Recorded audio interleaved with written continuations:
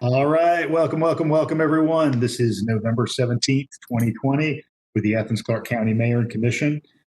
We have a brief special called session to be followed by a regularly scheduled agenda setting session.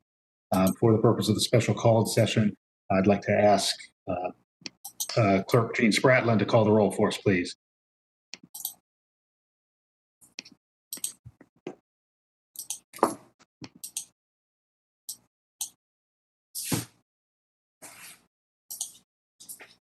Can you hear me? Yes, we got you. Davenport? Parker? Here. Link? Here. Wright? Present. Denson? Here. Sewell? Here. Edwards? Here. Harrod? Present. Thornton? Here.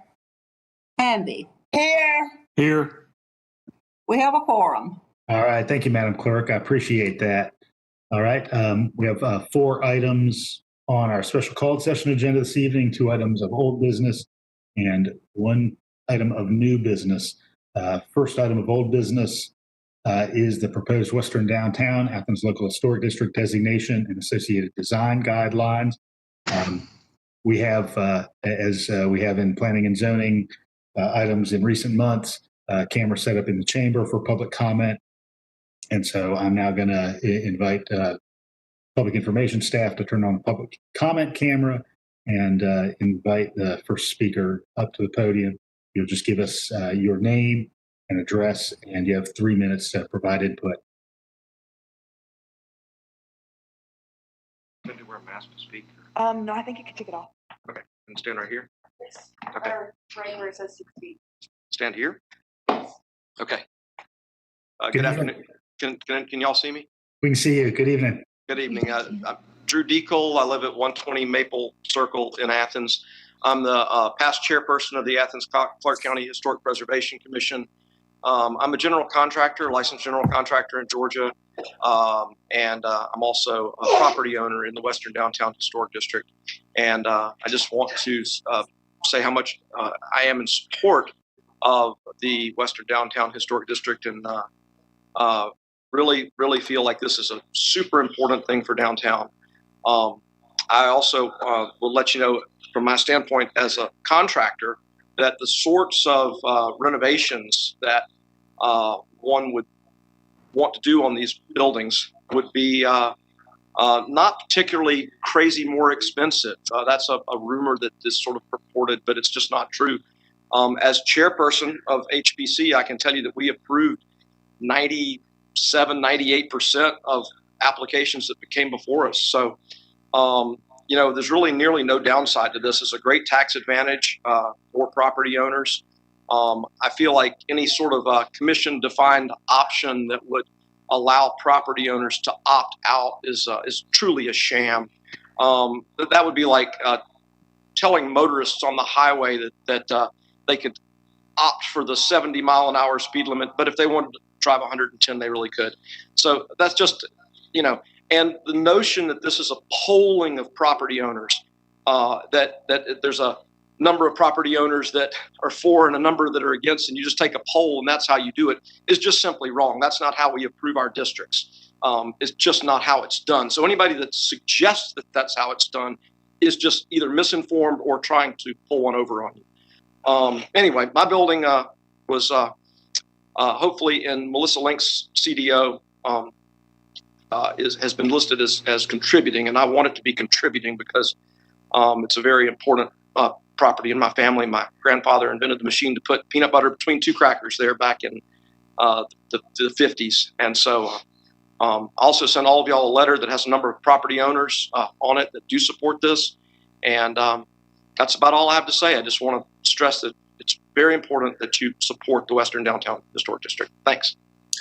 Thank you, sir. Okay. All right. Any other input tonight? Hello, I'm David Montgomery. I live at 147 East Boggs Street in Lexington. I've practiced law here in downtown Athens since 1972. We've owned the building at 183 West Clayton Street since 1987. I care about this end of town. I care about historic preservation. I live in the house that Joseph Henry Lumpkin built and lived in before he moved to Athens. Lucy Cobb of the Lucy Cobb Institute was born in my house. But given the evolution and the development of this end of town, and the hope for continued evolution and development of this end of town, a local historic district is not appropriate. Most of the property owners in this district agree with me. In fact, from the preference map, 4 owners who control 5 properties approve of the district. Melissa Clegg is shown on there as approving, but she wrote y'all last year and rescinded her approval. So the last resort for open area next to it and the cotton exchange ought not to be shown in green on your map. You know, the United States government could not create a national registered district here over the opposition of a majority of the landowners. Federal law prohibits that.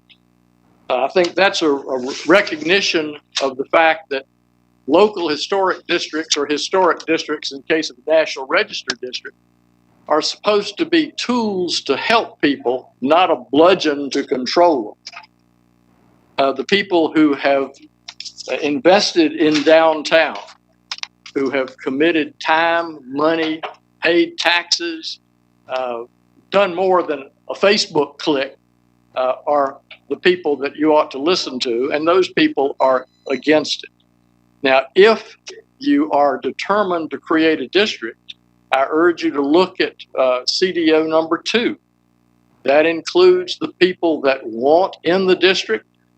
The last resort is included in there, and I said Melissa Clegg does not want to be in it, but it covers the folks who do want to be in it. It preserves one of the few blocks in downtown that does not suffer a modern development approved by this government, either Georgia Heights, Game Day, a parking garage, or a massive bank. Most of the people shown in CDO number 2 want it. The others do not. Now, Homer Wilson is here tonight, and he has a letter from the NAACP urging y'all not to include the property owned by him, Mr. Wade, and Mr. Brown. We were trying to figure out how to get that letter to y'all, and we're still working on that, but I'll let him use some of his time to explain the letter. But that would be only if neither of the CDO options were chosen. And I urge you, if you're going to do it, to pick Thank one you, of Mr. those Montgomery. options. Thank We you. appreciate you coming down.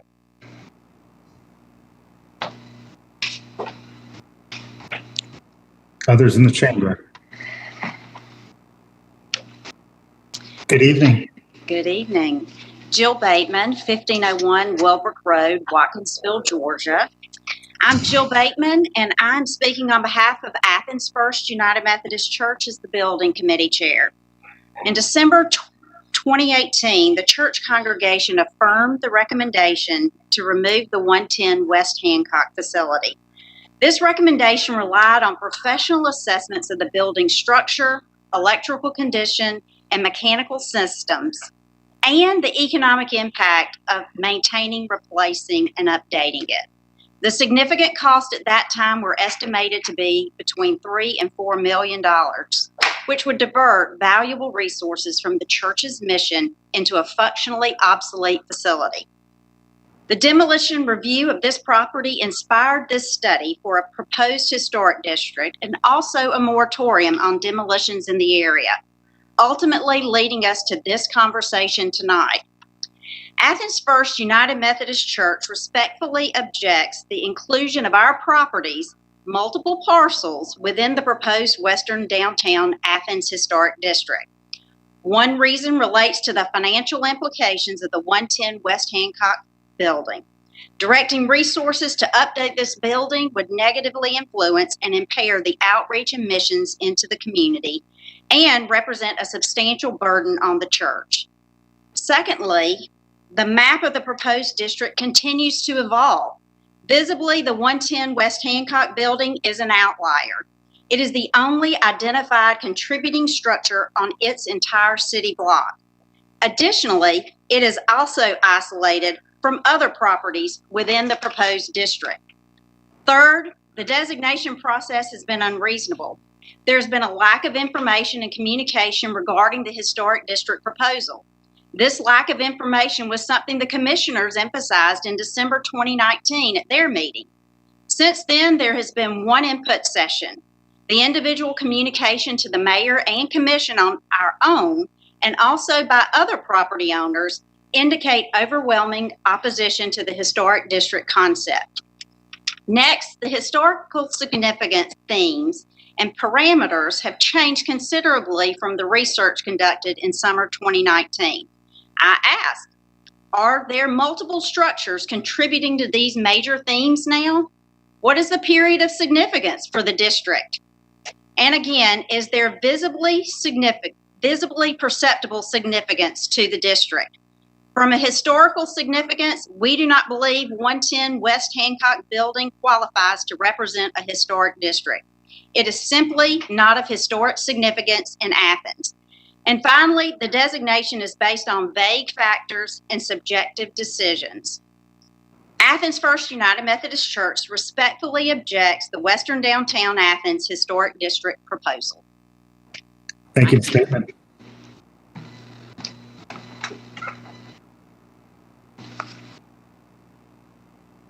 Good evening. Good evening. My name is Joe Tillman. I live at 145 High Ridge Drive. I'm a property owner of 295 West Clayton Street and 125 Pulaski Street with my family members. And I request that our properties are removed from this proposal, number one. And number two, I also request that you oppose this proposal in total. This Western Downtown Historic District proposal has never been a citizen-initiated or property owner majority-supported topic. Never in our history of this city has a commission forced such a thing on property owners, especially when the overwhelming majority oppose it. Starting now would set a terrible precedence for our city. Second, the current proposal and process have not followed the long-standing commission process and practice of allowing community input and then following such input. As was stated last December, you paused for more commission education and citizen input, yet we've only had one online meeting which a handful of commissioners were able to attend. And still, another survey, overwhelming majority of property owners still oppose. Therefore, it's clear that this proposal should not pass, but if there has to be considered something, option 2, presented by Commissioner Wright, should give a lot of consideration, I believe. Finally, number 3, there are multiple examples in Athens where historic district proposals have failed to garner enough strong support from owners, just as this one.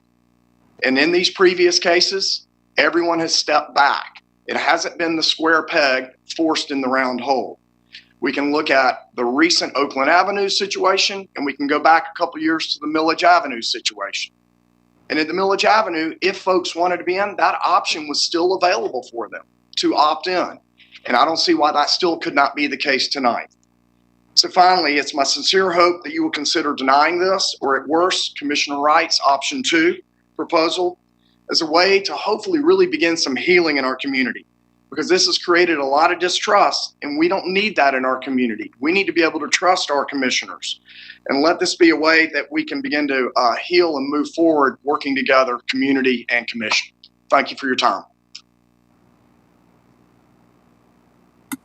Thank you, Mr. Tillman. Excuse me for a minute. My name is Kenny Calavoda.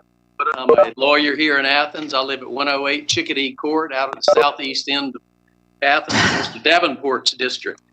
And I'm here tonight, along with my law partner, who you've just heard from, David Montgomery. We represent the Hot Corner property owners and the corporation that owns our law firm building. I'm here on behalf of our clients to speak against this proposed ordinance to create a Western Downtown Local Historic District. And to perfect the record of this proceeding before the commission tonight and to preserve our rights in the event that it's deemed necessary to litigate this issue, we object to Commissioner Link's version of the ordinance on the grounds that it's unconstitutional in violation of the Constitution of Georgia, Article 1, Section 3, Paragraph 1. That section reads, private property shall not be taken or damaged for public purposes without just and adequate compensation being first paid. Those in favor of this law cite a primary reason as being to preserve African American history at Hot Corner. This reason for the ordinance was asserted back on October 5th, 2020 at a public meeting by Commissioner Link and by government staff members Bruce Lonnie and Amber Eskew. Ms. Link, Mr. Lonnie, and Ms. Eskew all at that time all conveniently neglected to mention that the Hot Corner property owners are all opposed to this law. At an October 20, 2020 remote commission meeting, the mayor and a number of commissioners were apparently still pretending that they did not know that Mr. Wilson and Mr. Brown, who are here, and Mr. Wade, who is here, all told the mayor that they were pretending that they did not know about these gentlemen's position on the issue. Shortly after that commission meeting, we had a meeting with the mayor on the sidewalk in front of Hot Corner. Mr. Wilson, Mr. Brown, and Mr. Wade all told the mayor that they were against this proposed ordinance. Why were they against it? Because the ordinance would let the government take control of their properties forever. Let's use Mr. Brown's barbershop as an example. His property has a current tax value of $224,000. Mr. Lonnie, the assistant planning director for the county, at one of the meetings showed us a picture of a potential use of the property just behind Mr. Brown's building. And here is the drawing, if you can see it, that Mr. Lonnie displayed at the October 5, 2020 meeting. I'll show it to the audience and I'll show it to y'all, this big skyscraper running right up to the back of the Hot Corner properties. And then he had another one. And here's picture number 2, showing it another way. Y'all can see that too. Let's say that the developer of that building says to Mr. Brown, I want to make my building extend to Washington and Hull Street. I'll pay you 5 times the value of your property if I can put my building on it. Well, the passage of this law will forever eliminate that opportunity for Mr. Brown. Commissioner Link has recently removed all of the Hot Corner properties from the proposed district.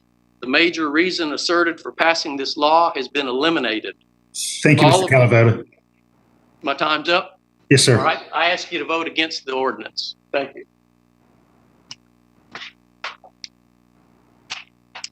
Dr. Shanice Allen, 130 Meredith Ridge Road. Good evening. Community from Oxford Dictionary. A group of people living in the same place or having a particular characteristic in common. A feeling of fellowship with others as a result of sharing common attitudes, interests, and goals. I do not live in the downtown area. I do not own property in the downtown area. But when a community member has a problem, we all have a problem. Historic designations of property in low to moderate income property and business owners are historically a problem for African Americans across the U.S. Historic preservation to some African Americans have been a way for others to legally take property when not done with the best efforts and concerns of others in mind. Restrictions imposed by the historic designations play a role in the deterioration of properties, making restoration work unaffordable for low to moderate owners. I am aware of tax credits and exemptions available through the historic preservation designation, but if low to moderate home and business owners cannot make investments to do restoration on these properties, then there is not a benefit for them. Basic home repair assistance is available for certain income levels here in town, but it does not support major renovations that may need to occur when the homes or businesses. I suggest considering providing grants to organizations with communities or grant the low to moderate income residents the ability to request a home repair grant for home improvements to increase energy efficiency. Consider an audit of low to moderate property owners in historic districts to see how the program is faring with them, especially the African American home and business property owners. Let us hear how easy it is for them to obtain an architect to draw the plan for changes or renovations that they may need to make for their homes or businesses. I am disappointed that no one cared to initially take the time to speak with the African American property owners in West Downtown regarding their inclusion to the historic district, or why did they not want to be included. It's the same status quo. We will tell you what's best for you. And if you don't do what we suggest, we will make it difficult for you and eventually force you to do it anyway. Watch what you say and watch what you do. We're watching and taking notes. Thanks. Thank you, Dr. Allen. Good evening, Mr. Mayor, Commission. I am Dr. Diane Dunstan. I am here tonight as Secretary of the Athens-Clarke County branch of the NAACP, a letter from the Athens-Clarke County NAACP. The Athens-Clarke County branch of the NAACP is writing to express our strong support of the Wilson family, Brown family, and Wade family, downtown business owners in the area commonly known as Hot Corner. These stakeholders do not support the inclusion of their businesses in the proposed historic district. The Athens-Clarke County NAACP requests that the mayor and commission listen and honor the voices and concerns of these business owners and vote against the proposal to include these businesses in the proposed historic district. We also request that you take into consideration the Athens-Clarke County NAACP and a generous portion of African American citizens who support the viewpoints of these African American business owners. The inclusion of businesses in the proposed district will adversely affect the ability of these enterprises to develop, expand, and continue to prosper economically. And it is contrary to the desires of the very people who labored to build these enterprises. The original business owners and their progeny worked extremely hard to purchase and retain ownership of these properties. They had to cope with racism, Jim Crow, economic recessions, a changing global economy, and now the current global pandemic. Yet despite the hardships, they managed to survive and thrive to continue to serve the community and support their families. Although the Athens-Clarke County NAACP is appreciative of the Athens-Clarke County Commission's desire to recognize the contributions of these businesses and their place in history, we do not believe that the sacrifice and efforts to develop these enterprises should be rewarded by the imposition of a designation that could hamper future development and decrease the economic value. We celebrate the Wilson, Brown, and Wade families for their perseverance and legacy of Black-owned establishments and contend that these primary stakeholders should have a voice in any designation of their properties that would affect their economic growth, development, redevelopment. Thank you very kindly for your consideration. Alvin Sheets, President, Sheila Neely Norman, First Vice President, and from me as Secretary, we wrestle not against flesh and blood, but against principalities and against powers, against the rulers of darkness of this world, against spiritual wickedness in high places. Wherefore, take unto you the whole armor of God, that ye may be able to withstand. Thank you, Dr. Dunstan. The evil day. Cutting off people's water in a pandemic is evil.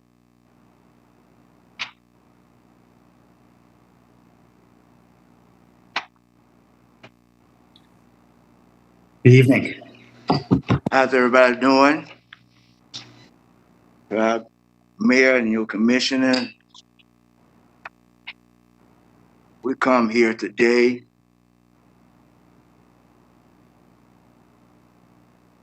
to share with you this 2020. 2020 to us is different from what you see. This 2020. Some visionaries is foresight. Some can't see close. But we see the truth. We see that some years ago, the nickels and the dimes and a few quarters bought some land down on Hull Street. Through the hard times, our parents, the Browns, their fathers passed on. The Ways, father and mother passed on. And the Wilson, mother still lived. But yet the descendants of our parents is still working hard, paying our taxes, keeping the building up. We're just asking you to, in a layman's term, that you will permit justice tonight. Justice. That which is right. It was right for our parents to buy that land. So tonight, we put this on your heart. We have heard so much about those three businesses downtown. Some is for it, some against. But can we have some mercy? Lame must be in your kindness on Hull Street. We are good citizens. And you are. Mr. Wilson. Well, thank you. Yeah.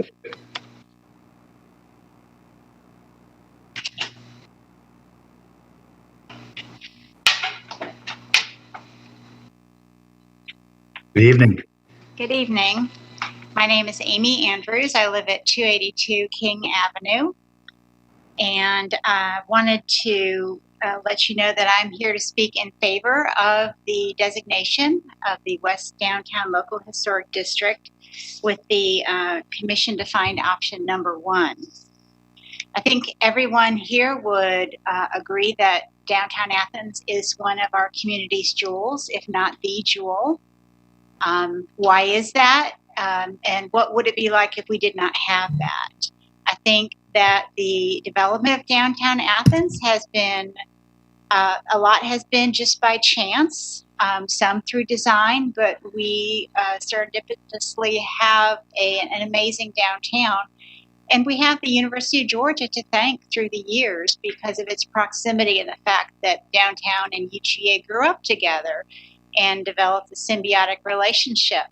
Now, we've seen the pressures that come with that, the students and the student-oriented bars and the recent influx of student-oriented condos and rental units downtown.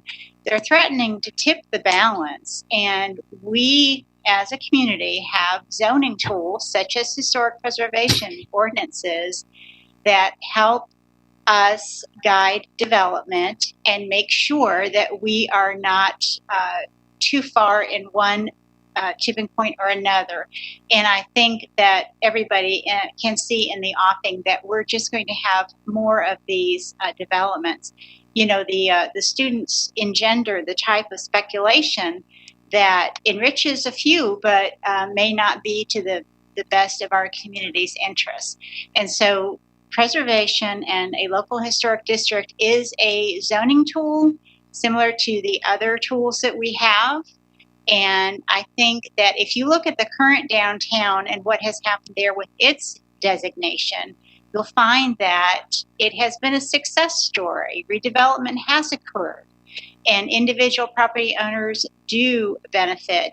And I don't think that historic preservation is going to damage anyone's individual interests. I think in the long run, people will find that it actually will benefit them.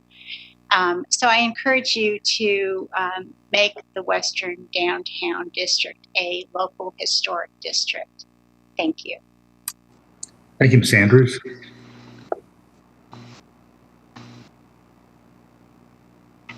Good evening. Good evening. My name is Akua Tipo. I am the owner and operator of Eye Candy Lash and Bra Bar, which is located at 325 North Pole Street. I am new to the area.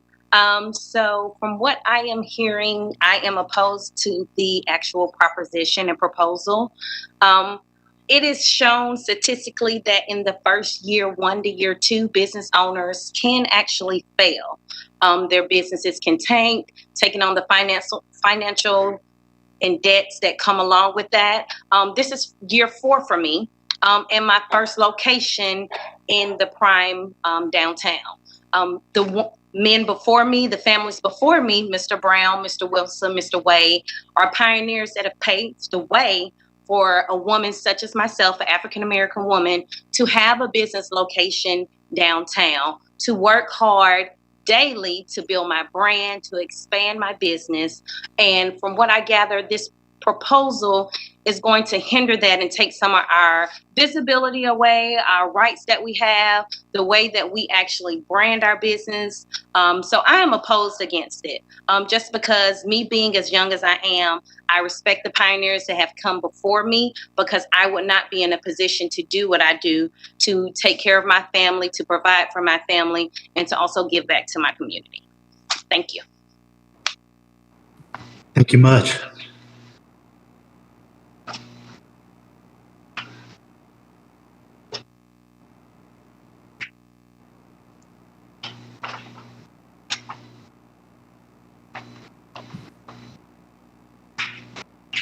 Good evening. Hello, my name is Jennifer Lewis, and I live at 237 Georgia Avenue.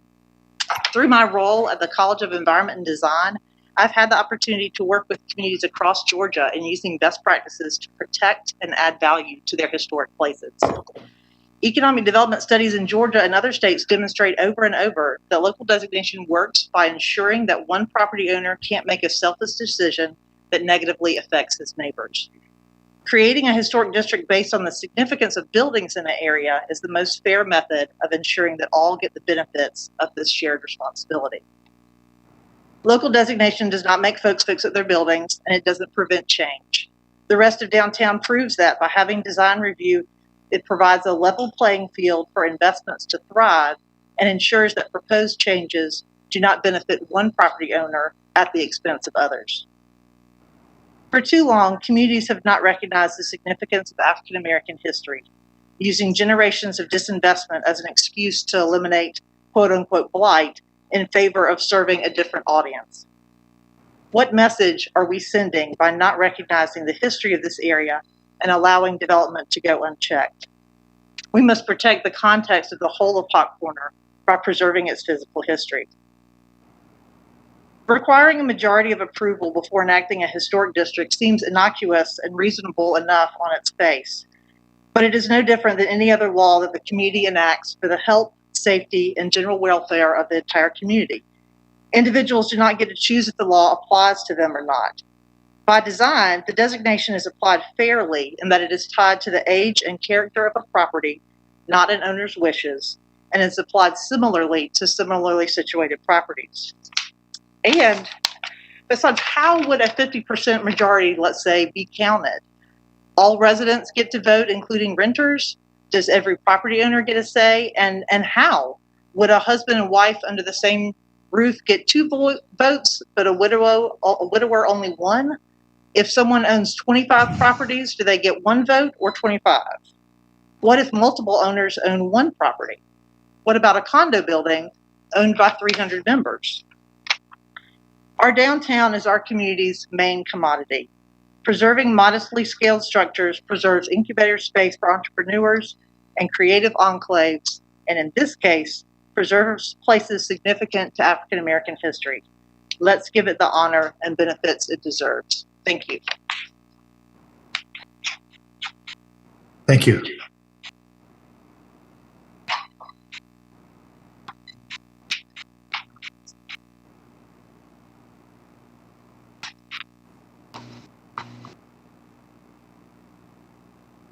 Good evening. Hello, my name is Carrie Gutchess, and my address is 138 South Stratford Drive in Athens. I have worked in the field of historic preservation for over 25 years, and I currently teach in the graduate program of historic preservation at UGA. I want to address 2 points this evening. One is evidence of historic significance. The other is economic impact of historic preservation. In spring 2018, one of my graduate historic preservation classes undertook historic research, did architectural surveys, deed research, and some oral histories for an area bounded by Lumpkin, Pulaski, Broad, and Doherty streets. My students and I did this work prior to and separate from any effort by the city to identify potential historic resources in the area of western downtown Athens. Because I wanted real-world experience for my students, I approached the Hot Corner Business Association and Mr. Homer Wilson about working with that group, and he said yes, and I'm very honored to have worked with Mr. Wilson. As a result, my class spent about 2 months researching, analyzing, and proposing a western downtown Athens historic district based on the social, architectural, and transportation history of the area. Working with Emeritus University archivist Steve A. Brown, we looked at Sanborn fire insurance maps, historic aerial photographs, the 1913 Phelps-Stoke study, city directories, Ancestry.com, and several historic black and white-owned newspapers such as the Athens Republic, the Blade, the Progressive Era, and numerous other resources, and we learned many things. We learned that western downtown Athens was primarily residential until the 1910s, when it became commercial and had its heyday from then until the 1960s. We learned through deed research and other sources that Minta Brown, a black female laundress, owned property near the 40 Watt until 1869, when she sold it to Nelson McComb. From 1900 and 1925, black owners included the plasterer, Peter Hawkins, who owned the property on West Washington, where later the Samaritan Building would be built, designed by the first licensed black architect in Georgia, Lewis H. Pursley. Pink Morton and Ida Morton Scott owned the lot where the Morton Theater was built, along with several properties on Hull Street, about where the barbershops in the Manhattan are today. And brick mason John Billups owned 2 lots on West Clayton Street near Pulaski Street. Black owners in the following decades continued to be many members of the Morton family, along with John Wade, the Wilson family, and Maggie C. Brown, among many others. From oral histories, we learned about the importance of Hot Corner as the epicenter of black business, medical, legal, and insurance professions, and social and fraternal organizations, for not just the city of Athens, but multiple counties surrounding Athens. We also learned about numerous automotive supply stores, service and repair shops, tire stores, and Art Deco bus station that all represent the daily love affair we've had with cars and mobility since the early 1900s, and frequent today as some of the trendiest rehabilitation projects in the city. Of the 15 historic districts designated in Athens, really only 2 address black history. Rock Springs, primarily for work housing architecture, and Reese Street, which has a range of architecture and significant black community elements of education, church, and the neighborhood. Only one historic district represents transportation history, Boulevard, which is streetcar suburbs. And as far as I know, none address Athens music history. As a preservation professional, because I felt there was enough evidence to warrant a historic district, I handed over all of my students' work to the city. The city wisely followed up to confirm and add to our research findings and concurred on the area's potential as a historic district. Their addition of the music history layer further reinforces that there is plenty of evidence of Western Downtown Athens historic significance according to the National Register. Thank you for coming out tonight. Thank you.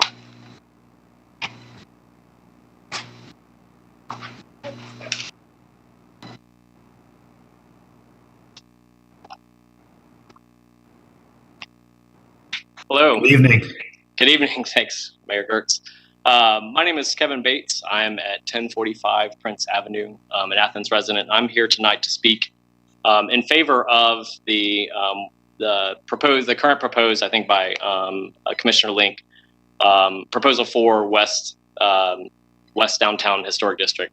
I have a unique perspective. I don't own property in Athens. I've been here for I don't own property in the Western District. I own property here in Athens, but I joined as a volunteer with the Athens Scar Heritage Foundation, now Historic Athens, and was president-elect 2 years ago when Jill and the real estate team from the Methodist Church downtown had invited us in for initial conversations. I think she spoke earlier about the Say building, which I think started a lot of these conversations. And I think I just have my perspective is coming from that time period. So I just wanted to share that with you.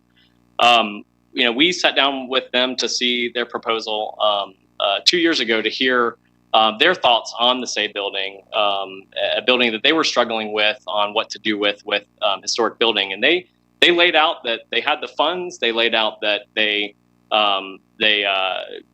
expenses of what it would cost, and but then led to the conclusion that they wanted to tear it down to make a parking lot. And Tommy and I left a little bit confused. I was here 20 years ago when UGA first outlined the master plan that included a lot of education about why parking decks were more important than surface lots to allow more space for common good. And so there were a lot of things that didn't add up. Usually people were coming to us at that time with, we want to save a building, but we don't have the money, we want to raise it. And this was not the case that we were left with there, which I think is where we got to at this point. And to my understanding, in the past 2 years, there's not really a plan beyond tearing down the Say building to build anything more than a parking lot in the downtown area. So I guess my concern is that without the protections of this, then we open up ourselves to a lot of conversations like this where we jump to conclusions without a plan. Even after 2 years, without a plan for where that property goes and how it better serves the community.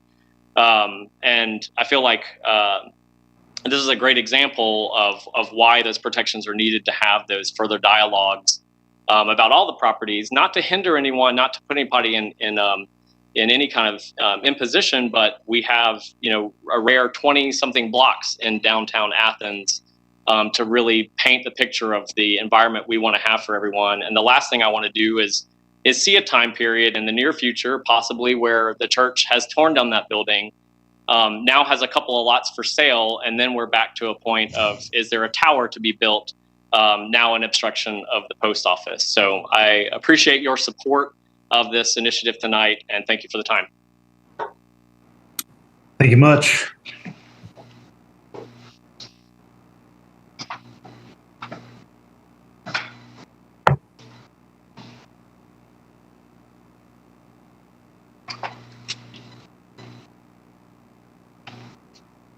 Good evening. Good evening. Hello, my name is Frances Oliver, and I live at 584 Woodland Hills Drive, 30606 in District 4. I want to anchor my remarks tonight with the value of placemaking and celebrating the distinctive character of Athens. I moved to Athens 2 years ago from Miami, where I worked for 6 years at a historic site and nature preserve in the County Parks and Rec Department as an arts administrator and archivist. One of the key pillars of the Miami-Dade County Parks Department was placemaking, which is providing residents in an increasingly developed county with distinctive connections to their community through cultural landscapes reminiscent of the stories, in this case of Miamians, and sensible, approachable design scaled for people rather than vehicles or large commercial spaces. Preservation work in Miami, neighborhoods like Coral Gables, Deco Drive, or Espanola Way are interesting case studies and success stories for the undeniable benefits of enhanced tourism, and local community character safeguarded from unchecked development and demolitions. In the end, however, I left Miami because of its excessive development and was drawn to Athens for the completely unique character and legacy of its historic neighborhoods, the vitality of small businesses, and the joy of patronizing sites like the 40-watt Cine Creature Comforts and Atomic Thrift, whose sudden closure we've unfortunately witnessed this past week. February of this year, I had the privilege of taking a tour of Hawk Corner led by Broderick Flanagan, which spanned the First AME Church to the Martin Theater. This tour provided a precious narrative and celebration of the generations of business owners and residents who made and continue to make West Downtown Athens their own. West Downtown is ripe for student housing and larger retail, which could arguably provide certain opportunities for developers and chain stores, but at what expense? Paving over irreplaceable history and squashing the defining entrepreneurial and creative leadership of local Athenians. Historic districts do not simply symbolically enshrine buildings with commemorative plaques. They draw in locals, visitors, and their purses, seeking meaning in an increasingly homogenized commercial landscape. Districts protect the real estate values of structures and businesses encroached by developers whose projects permanently alter the scope and scale of a street. According to the Georgia Department of Natural Resources, national and statewide economic studies show that historic district designation first stabilizes property values and then slowly values begin to rise. In most cases, properties in local historic districts appreciate at rates greater than the local market as a whole and similar neighborhoods that are not designated. The National Trust for Historic Preservation adds, historic districts are also less vulnerable to market volatility from interest rate fluctuations and economic downturns. During the economic uncertainties of COVID-19, these benefits could not be overstated. West Downtown Athens owes its vitality to its business owners and to its patrons. Respecting the business owners of Hawk Corner, the new district has excluded those properties from the designation. I support the proposal as it stands for the West Downtown District, as property owners, visitors, and future generations all stand to benefit. Thank you. Thank you, Francis.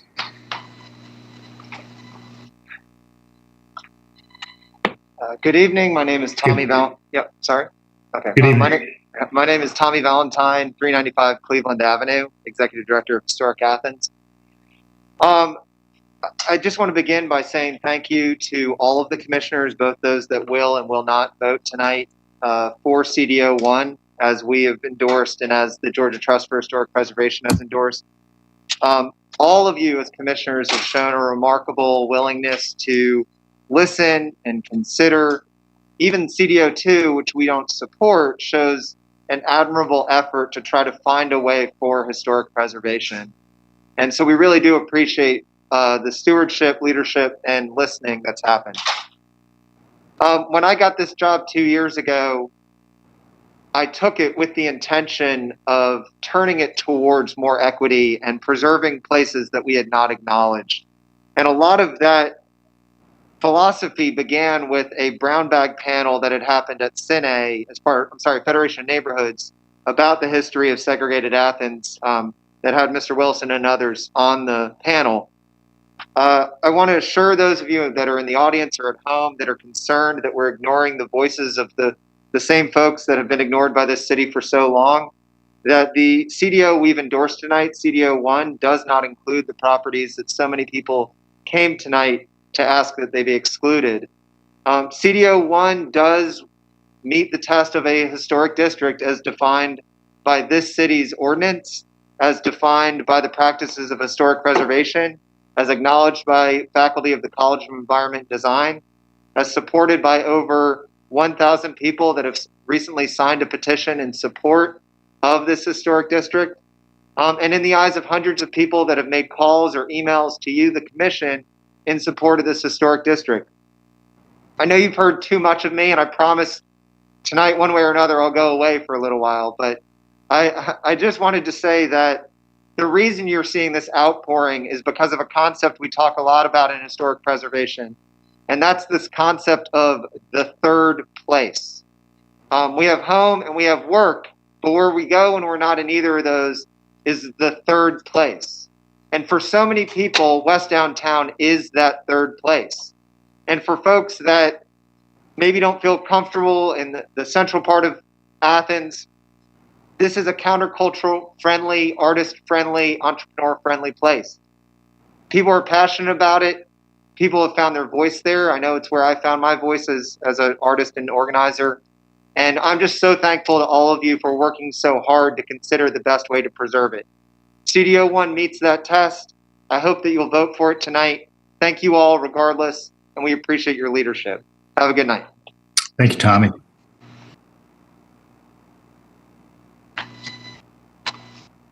Good evening. Hi, my name is Curtis Jones. I live at 2505 West Broad Street. I come from a military family, and seeing a lot of the country, this is the place that I decided I wanted to make home.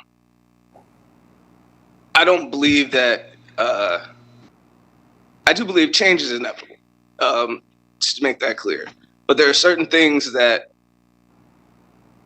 we, at our core, are who we are. It's our identity. And this western side of downtown is just that. It represents perseverance, struggle, progress. It's who we are. And it's important that we protect that. This is something that's near and dear to me because I am an artist, and it's where I found myself. Everyone who's come here today has expressed an appreciation for the history, and I feel like the only way that we can preserve that is to vote in favor. That's all I have to say. I appreciate your time. Thank you. Thank you. Does anyone else in here want to speak?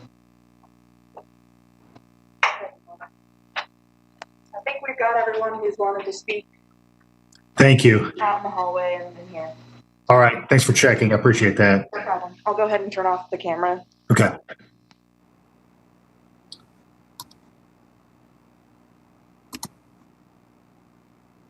All right. Just raise your hand or shoot me a text either way if you're ready to comment. Apologize. It's difficult for me to see everybody's little hand raising icon. Go ahead and start with Melissa Link and then move to Commissioner Wright. Yeah, I want to thank everybody who came out to speak tonight. And I want to acknowledge Mr. Wilson, letting him know that, I'm grateful that he met with me and Ovita, and, we were able to understand his position. And I want to just highlight that, yes, the CDO that I'm presenting removes Mr. Wilson, Mr. Brown, and Mr. Wade's properties on the frontage of Hull Street. It also removes the property of the First Methodist Church itself. This CDO, it clearly now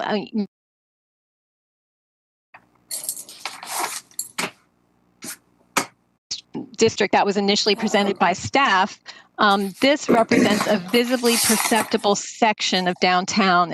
It holds to the original National Register boundaries and it removes the church, which that church would have been an outlier in the district as the lone church.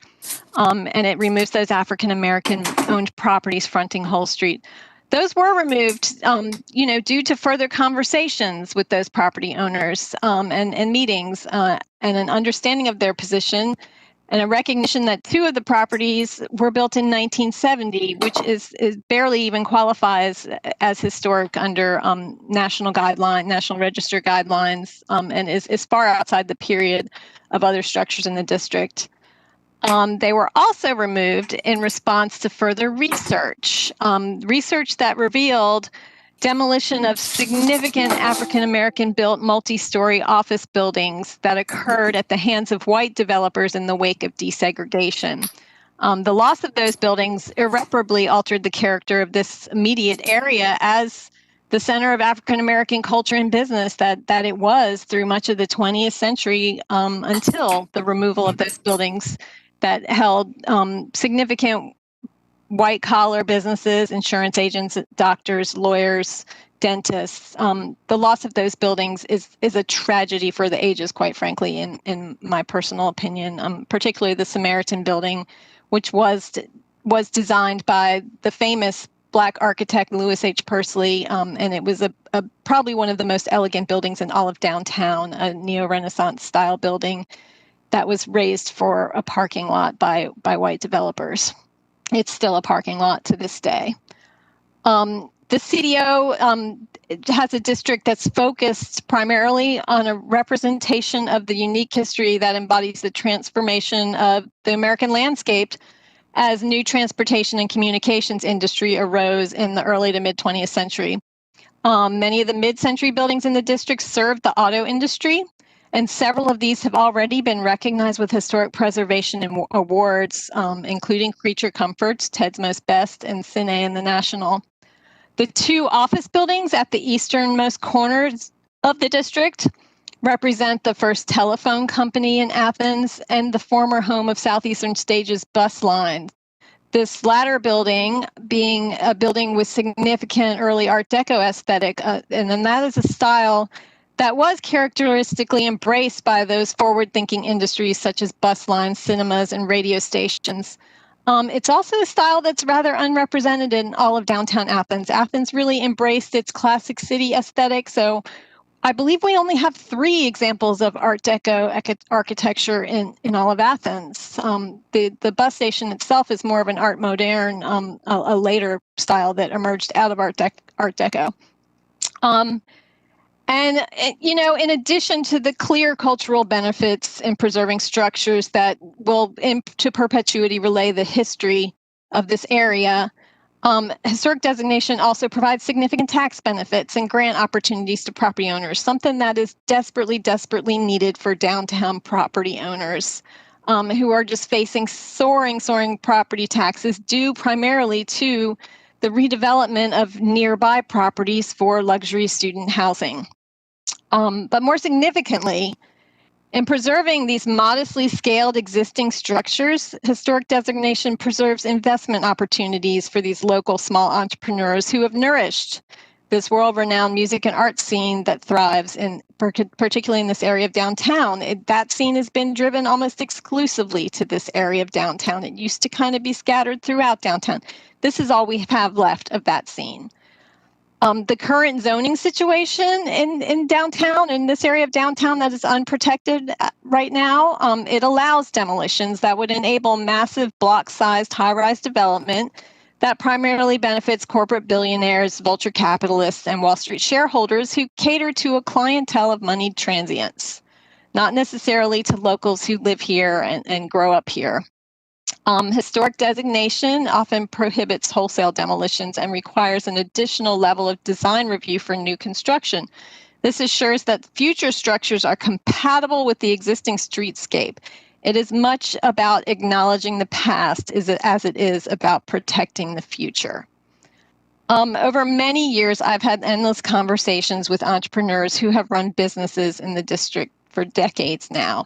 And I've had endless conversations with property owners and residents of the surrounding neighborhoods who invested in those homes in surrounding neighborhoods because of their proximity to downtown. And the recent past decade or so and the development of downtown has created a space that they're increasingly not interested in visiting. All they have left is this western end of downtown, and that's all that remains of the culture that often drew them to this community and drew them to invest in this community and to start businesses in this community.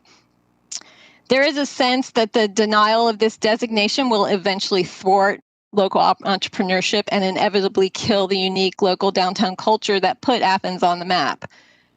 We shouldn't allow a repetition of the mistakes of the past.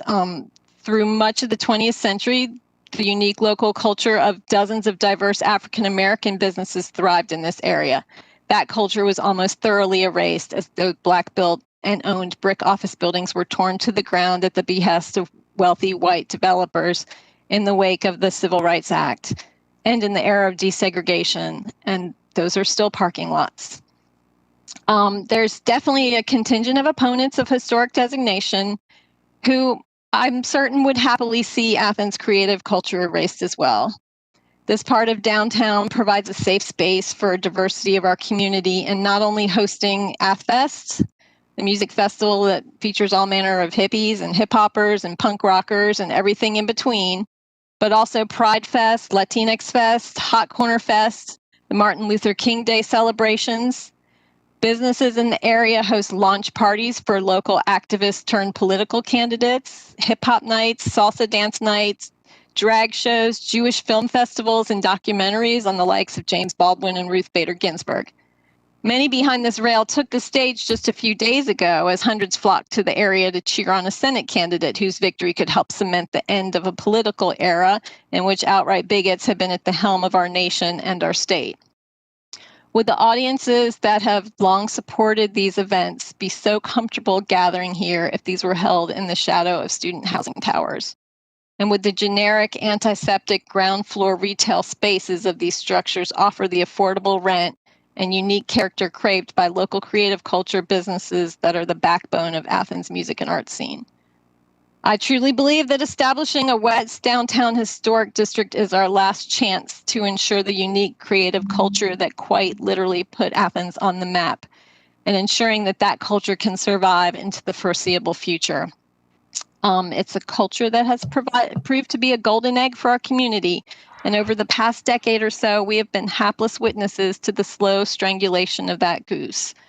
To oppose or even remain silent in the face of this cultural erasure is to be complicit in its demise. And I'll go ahead and make a motion that we adopt CDO 1. Mr. Mayor, that's an ordinance, so I need to read that. If you'd read that ordinance, I appreciate it. Commissioner defined option 1, Commissioner Link, an ordinance to amend the code of Athens, Clarke County, Georgia, with respect to historic preservation, designation of the West Downtown Athens Historic District, including adoption of design guidelines for said district and for other purposes. Mr. Mayor, I would also like to ask, out of an abundance of caution, there was some errors noted in the original map that was part of this, and I would like to make sure that, and I know that was correct in a new map submitted, but I'd like a motion just to designate that the substitute map is a part of this ordinance. Is that included in your motion, Commissioner Link? Yes, if it's the map that I submitted that excludes the whole fronting properties and the church itself and designates the Mr. Deakel's property as contributing and the property at the corner of Hull and Hancock, the brick building that houses the barbecue joint, as non-contributing. Is that correct? Is that the map of which you speak? That's correct. Attorney? Yes. Okay, thank you. I've got a motion from Commissioner Link. Do I hear a second? Second. All right, I've got a second from Commissioner Hamby. Okay, and then I've got Commissioner Wright and Commissioner Parker on tap. Go ahead, Commissioner Wright. Thank you, and I apologize for shuffling papers when I wasn't muted, so I appreciate you taking care of that. We've been a long road with this, a real long road with it, and I'm not going to take as much time as Melissa did to pontificate the results that might happen from one vote or another. I do really appreciate the persons who took the time to come out in the pandemic and speak at City Hall openly and honestly about the detriment that this can be for their properties and their investments. I'm not going to repeat what they said, but I really appreciate Mr. Wilson coming forward. And although it took more than 2 years for Commissioner Link to take those properties out, I heard him loud and clear from the very beginning. And I think that the places that were spoken of, that areas or workplaces and home places and third places are a luxury. And I think that we're affecting people's number one workplace with what others are calling their luxury place. I do appreciate the concept of the preservation, also preserving past, but the high-rise hysteria that has been added to this topic has been very distracting for the pragmatic approach that I hope that we can make on these types of decisions. And I really do not subscribe to the concept that the historic district is not to benefit the property owner, but it's for the greater community. Because that sounds more like something elected officials would have said about Lennon-town, and I just don't want to be in that. I don't want to be in that bag. And so, as was pointed out by Mr. Montgomery, and I believe that we've had so many maps I do believe that it's probably a reality that in my map that is primarily for those property owners that want it. And I want it to stay true to that. If I want option 1 to come forward as a substitute motion, but I want it to be confirmed that West Clayton 184 and 174 are indeed against being in it. I do not want to add someone as a property owner who does not want this, especially someone who just made a major renovation that likely wouldn't have passed Historic Preservation Commission. So I have a substitute motion on the floor, and I hope I can get a second, and I just want to vote and move on and hear what other people think. To clarify, Mr. Mayor, that's for Commissioner Wright, that's commission to find option number 2. That's right. Commission option. Yeah, I'm sorry. Commissioner defined option 2 that has my name on it. It's limited specifically to the property owners that want it. So I have 100% of my property owners who this map. And then in this version of it, I want to make sure that staff will clarify if it were to pass, whether 184 and 174 West Clayton do indeed want to be included. And I apologize for that ambiguity here, but it's really important to me that everyone in this option is for it. Attorney Drake, do you need to read a further motion at this point? Yes, sir. Commission to find option number 2, offered by Commissioner Wright, an ordinance to amend the Code of Athens, Clarke County, Georgia, with respect to historic preservation designation of the Western Downtown Athens Historic District, including adoption of design guidelines for said district and for other purposes. Now, out of the abundance of caution, I would make the same motion. There was a corrected Exhibit A that corrected a couple mistakes noted by staff, and I'd like to make that motion include the substitution of that corrected Exhibit A, which is the map. So moved. And thank you also, for that. To clarify that Commissioner Wright's motion is requesting that the property owners at 184 and 174 West Clayton Street be contacted to make sure they want to be included, correct? Yes. Thank you very much. That summarizes my objective for this, and I appreciate that. All right, so there's a substitute motion on the floor. Is there a second for that substitute motion? I'll second it. All right, I've got a substitute. Thank you, Commissioner. There's a substitute motion from Commissioner Wright and a second from Commissioner Thornton. I have further input from Commissioner Parker, and then Commissioner Dedson's up on tap after that. Thank you, Mr. Mayor. I also want to thank everyone that came out in a pandemic to speak tonight.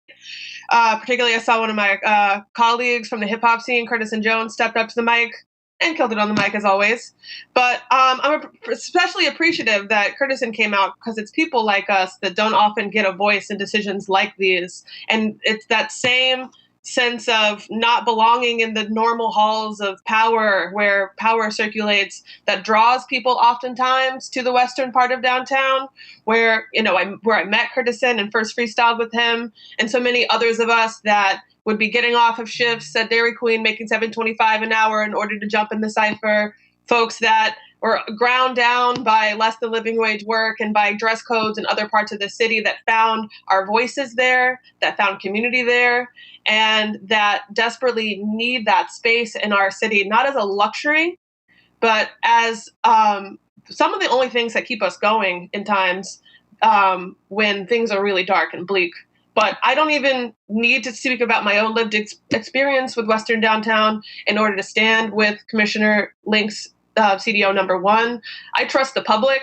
I've been thrilled to see the growing number of property owners who have come to appreciate their inclusion in this historic district. And more critically to me, I feel that the public is convinced. We have in our inboxes a petition with over 600 Athens local signatures of people we represent who want to see Western Downtown protected to the fullest extent possible, which I believe that CDO number 1 does. And again, these are folks that don't have the money to invest in downtown property or even live there if these properties were to be turned into the student high-rises that we fear would come to this area. These are folks that you might spend the only, the tips they make working at Chili's on a PBR in order to have a space where they can meet up with folks that make them feel like they are a part of Athens and that they belong here. And I want to make sure that these folks continue to have a place where they feel like they belong here. So I trust the public. I trust the hundreds of folks that have reached out to us in support of CDO number 1. I trust the experts. We've been hearing it from the College of Environment and Design. We've been hearing it from the Georgia Trust, which is one of the biggest historic preservation organizations in the country. We've been hearing it from Historic Athens. And when the HPC made its recommendations for this district, it did so on extensive research by Dr. Carrie Gutchess, who I really appreciate stepping out tonight, and students of hers who found empirically that this area of town has a distinct historic and aesthetic value.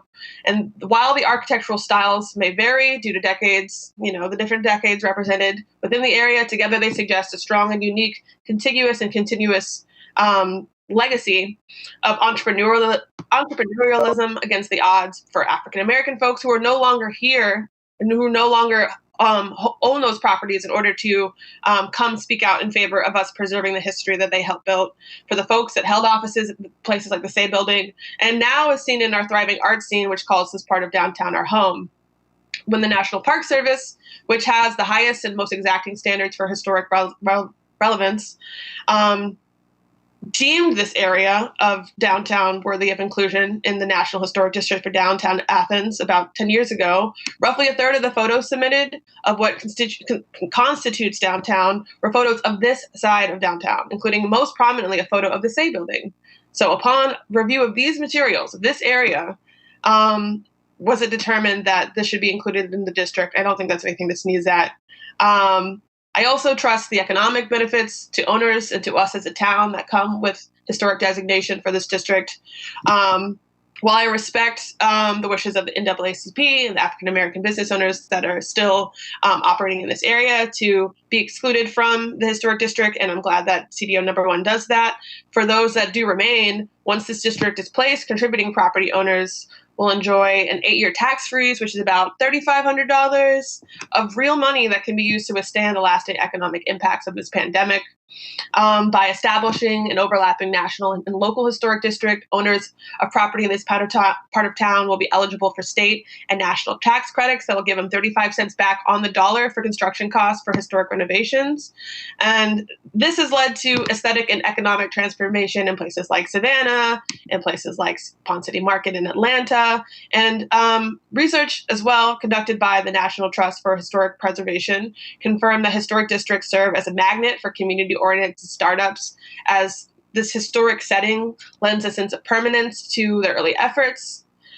Examples like this include Cine and Creature Comforts and Tweeter Recording, who have chosen to adopt and adapt historic structures, and even the 40 Watt, who was able to adapt an old grocery store into the venue that we know and love today. I want to go back a second. I think I might have lowballed the amount of tax freeze that people will enjoy. I think $3,500 is on the low end, but again, combined, there's both benefits for those that own these properties as well as the community as a whole, for drawing more businesses to this area, for lending them a sense of permanence that will help them thrive, even if they are startups. I also want to talk about a couple of the reasons why CDO number 2 doesn't work. CDO number 2 does not meet the tests of legal historic designation, as resources sent over to us by the University of Georgia's College of Environment and Design, James Reed, made clear that when they tried to do something like this in Marietta, creating a historic district similar to the one in CDO number 2, the State Attorney General's office permanently closed them off to state historic preservation grants. So the state has money for preservation projects that we could tap into that we might freeze ourselves out of by going with CDO number 2. As well, if a historic district is a purely owner-adopted tax freeze program and we're solely approving owner-approved properties, at that point it comes close to violating the spirit of the gratuities clause, in that we're just letting people who want it get tax benefits from us. So given the fact that CDO number 1 meets all 3 of our criteria for our historic preservation ordinance, given the overwhelming amount of support we've come from the broader community, given what the experts have had to say with regards to their support for historic designation for this part of town, and particularly the Georgia Trust endorsement of CDO 1, I look forward to supporting it. And thank you all for your time. Thanks, Commissioner Parker. I've got Commissioner Denson up next. Thank you, Mayor. I appreciate it. I see here, like, our job is pretty simple. We've all digested the research, analysis, and the records that have been presented to us. We now just need to decide if this area is historic or not.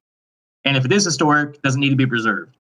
The opinion of one person or a small group of persons does not get to trump the needs or wants of the constituents, of the 130-something thousand people who live in Athens. Approaching historic preservation the way that CDO number 2 does is honestly exclusionary, undemocratic, and classist. This kind of approach for historic preservation is detrimental to historic preservation in general. The precedent that CDO number 2 creates for historic preservation makes it potentially unnecessary to even have a historic preservation committee or even historic districts, because it allows property owners to be the sole dictators of historic merit. And as Commissioner Parker brought up, the state of Georgia and the Attorney General's office agrees. And in 2008, the city of Marietta, Georgia, attempted something similar with historic preservation. And I'll quote what the Attorney General's conclusion says: allowing a small number of individuals or a single individual to nullify the statutory requirements of public notice and input and expert review, evaluation, and recommendations regarding the protection of historic properties inconsistent with the legislative purpose and intent of both the State Historic Preservation Act and the National Historic Preservation Act. So pursuing a CDO number 2 honestly puts any historic designation in great jeopardy. The local government, and specifically this body, as representatives of the entire Athens populace, have been chosen as the stewards of historic preservation. We are chosen as stewards rather than property owners because we are incentivized solely by what is best for our constituents. Property owners, on the other hand, are quite often incentivized by profit. Those things oftentimes will not go hand in hand. There isn't anything wrong with property owners being incentivized by profit. That's oftentimes what they do. They are investing in properties so they can make profit. But it makes them inherently poor stewards of historic preservation. Our history is too valuable to be left at the whims of a handful of out-of-town property owners or any property owners. We all appreciate those property owners who have and do prioritize historic preservation, but we were elected to be these stewards by our constituents. Every voter given a say to be the ones who determine what is historic and what should be preserved. We are required to hear these constituents out and can be voted out if we do not do what is best for our constituents. Property owners have no obligation to listen to constituents about historic preservation or anything else, and there is no structure in place to hold them accountable if they do not do what is best for those or for the whole of Athens. To the questions I cited at the beginning of when I was first starting, the research, analysis, and records do show inarguably that this area is historic. We've seen this, we've seen the documentation, it is. That, to me, is not debatable. And the vast majority of constituents that have contacted us have been in favor of preserving this history. But honestly, at this point, probably hundreds, not even counting all the people who signed the petition. So the voices and the will of 130,000 Athenians who are here now, and plus the ones that will be here in the future, cannot be silenced by a single property owner. That is not acceptable. That is not historic preservation. So I've said it before, I proudly stand by this, and as I believe I am backed by the state and federal preservation acts, historic preservation is for the benefit of all people, not just property owners. It is for property owners, but everyone else too. We are preserving the history of all people. We all get to enjoy this. That all has to be respected. The history that a person, enjoying AthFest, or who found their future wife or husband or partner downtown, or went to the best concert of their life, or who wants to go to where Neutral Milk Hotel recorded their album at the First Degree Joe's. Those things are all history, and they are important. And again, they cannot be trumped by the opinion or needs or wants of a single property owner. So I strongly urge my fellow commissioners to vote against number 2, CDO number 2, and for CDO number 1. I've got Commissioner Houle up on tap next, and then Commissioner Herrick. Oh, Kelly, can you put me on the queue? Yeah, gotcha. Thank you. Thank you, Mayor. I'll try to keep my remarks brief here. I know y'all have been at this for years, and I've appreciated following this from the view of the public until this meeting, and have been following it fairly closely ever since the town hall that was held at Flicker Theater about a year ago at this point. I believe that the reasons for supporting an historic district, and specifically CDO number 2, have been pretty well articulated by others, such that I don't really need to elaborate or reiterate those. I did want to remark upon Commissioner Wright's reference to this paralleling Linentown, in that I think this is distinct in that Linentown involved the displacement of many people, and it's my understanding that this would actually help safeguard against displacement. So in that way, I think that this is actually a powerful example of how we can do something different than what happened to the residents of Linentown. I'm very appreciative of the public input that we received in writing. There was a robust series of letters that were received on this topic. The vast majority were in support. I'm also deeply appreciative of the remarks we received from folks in person. I know it takes a lot to get out, especially right now. And I think it's because of the concerns expressed by the NAACP and hot corner business owners that Commissioner Link's CDO is warranted instead of just voting for the original map. So I do believe that we do need a CDO, and for reasons already articulated by others, I do believe that Commissioner Link's is the best one for that. And I do hope that the business owners who are on hot corner there, and the members of the NAACP who currently feel, I think rightfully, distrustful of what decisions of this body might make, will begin to see the benefits that their neighboring business owners get in the years to come, some of the tax benefits that Commissioner Parker laid out earlier. And I hope that we'll have an opportunity to work with them to maybe get a further historic designation for them in the future as well, so they can reap those same benefits. But out of respect for the particulars of their situation and the concerns raised by the NAACP, I'm glad that Commissioner Link has brought forth a CDO that exempts those specific properties, and I do believe that we should move forward with that. Thanks. Thanks, Commissioner Houle. Commissioner Herod. Thanks. I don't really have many comments. One comment I would make is that I'm not sure all of the rhetoric is particularly helpful here. I think we need to look at this and make a rational decision. But I do have some questions actually about both of the two options, and I'm not quite sure. I guess they're probably for the attorney. So there are 3 questions, and I'll just ask all 3 of them. So in option number 2, we have 3 basically blocks of properties that are not contiguous. Is that allowed under the historic preservation law, or do they all have to be contiguous? The second question is, if option number 2 or option number 1, whichever of those 2 is passed, can properties later on be added to that district, and what's the process for doing that? And then the third question I have is, with regards to option number 1, the Say building, which is kind of sitting out on its own, we've been told that the owners of that building don't have the financial means to basically renovate it. So if it just sits there and starts to deteriorate, what does that mean? Okay, good evening, Mayor and Commission. I'm going to answer the questions. I may ask Michael Petty, who regularly works with the Historic Commission, to help me. With respect to your first question, CDO number 2, Commissioner Wright CDO does not show the properties being contiguous. We looked at that, could not find where that is a direct requirement. However, what I mean for invalidation mainly from the respect that these people all requested to be included, so I doubt we'd receive any litigation. But I do think it's arguable they're not contiguous, and that's one of the things that's required. Well, ultimately, I'm not sure that would result in litigation to us because these property owners have requested to be included. Number 2, remind me of question number 2, Commissioner. Commissioner. It was really for either option. Could properties that are not included right now be subsequently added, and what's the process for doing that? Okay, I think I'm going to ask Mr. Petty to help me with that one, if he might give more information than I could on the process with respect to that, or staff for that matter. I think we have some staff on. Michael?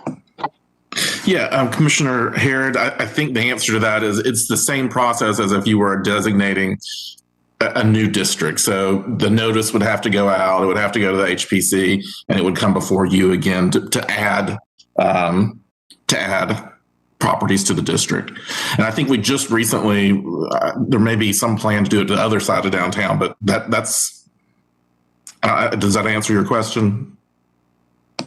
It does.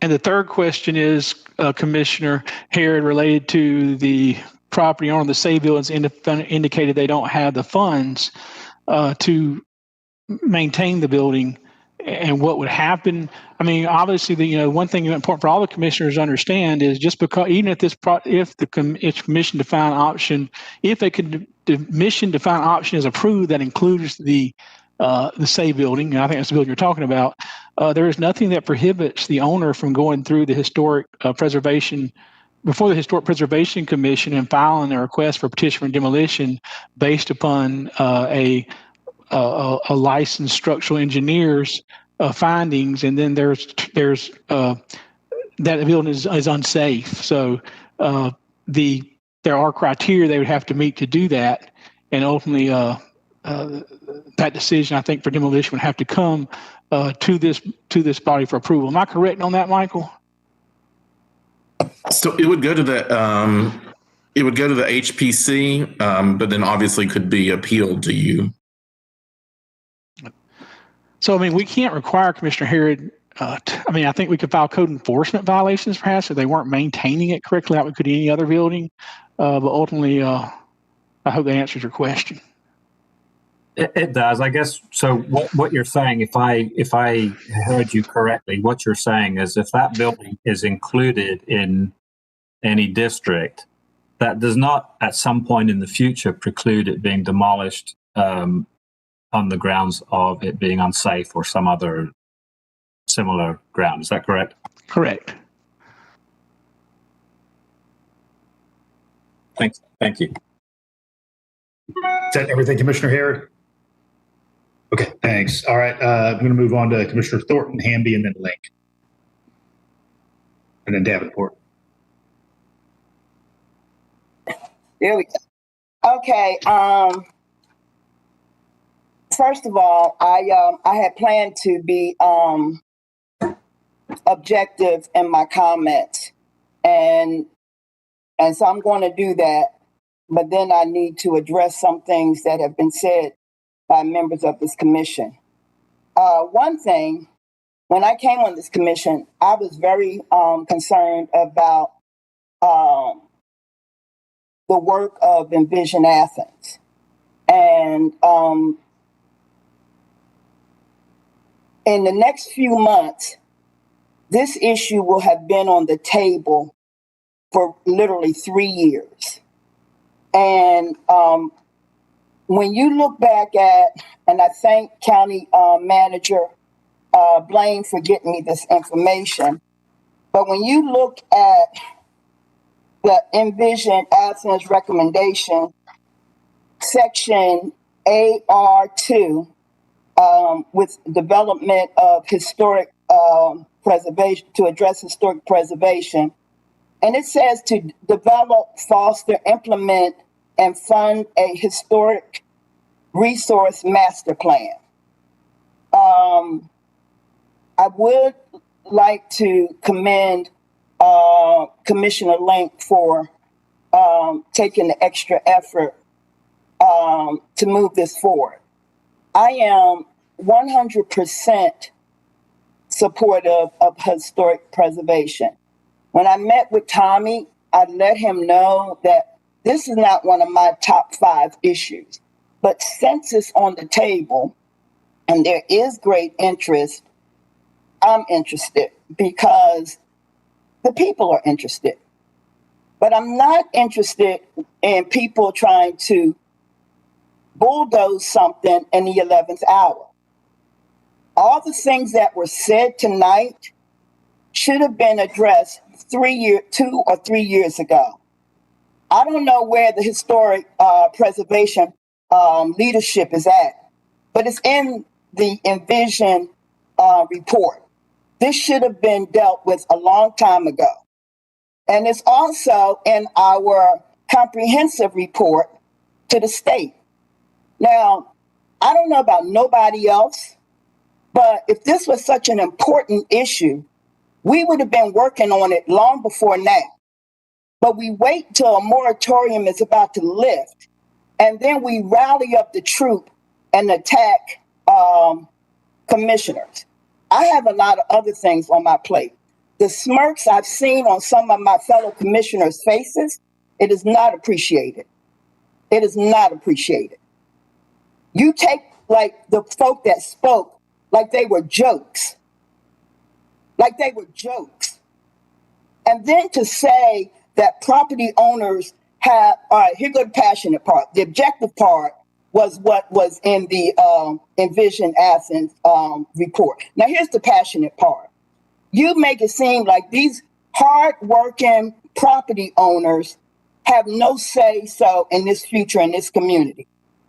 How disrespectful that is. You won't even go take the time to go talk to Homer. You won't go take the time to talk to Maurice Daniels. And then you're going to take our responsibility to make decisions. I don't care who puts their foot on my neck. It hurts. I don't care if it's a right-wing conservative or a left-wing liberal. It is so disrespectful to say that this is the people's place.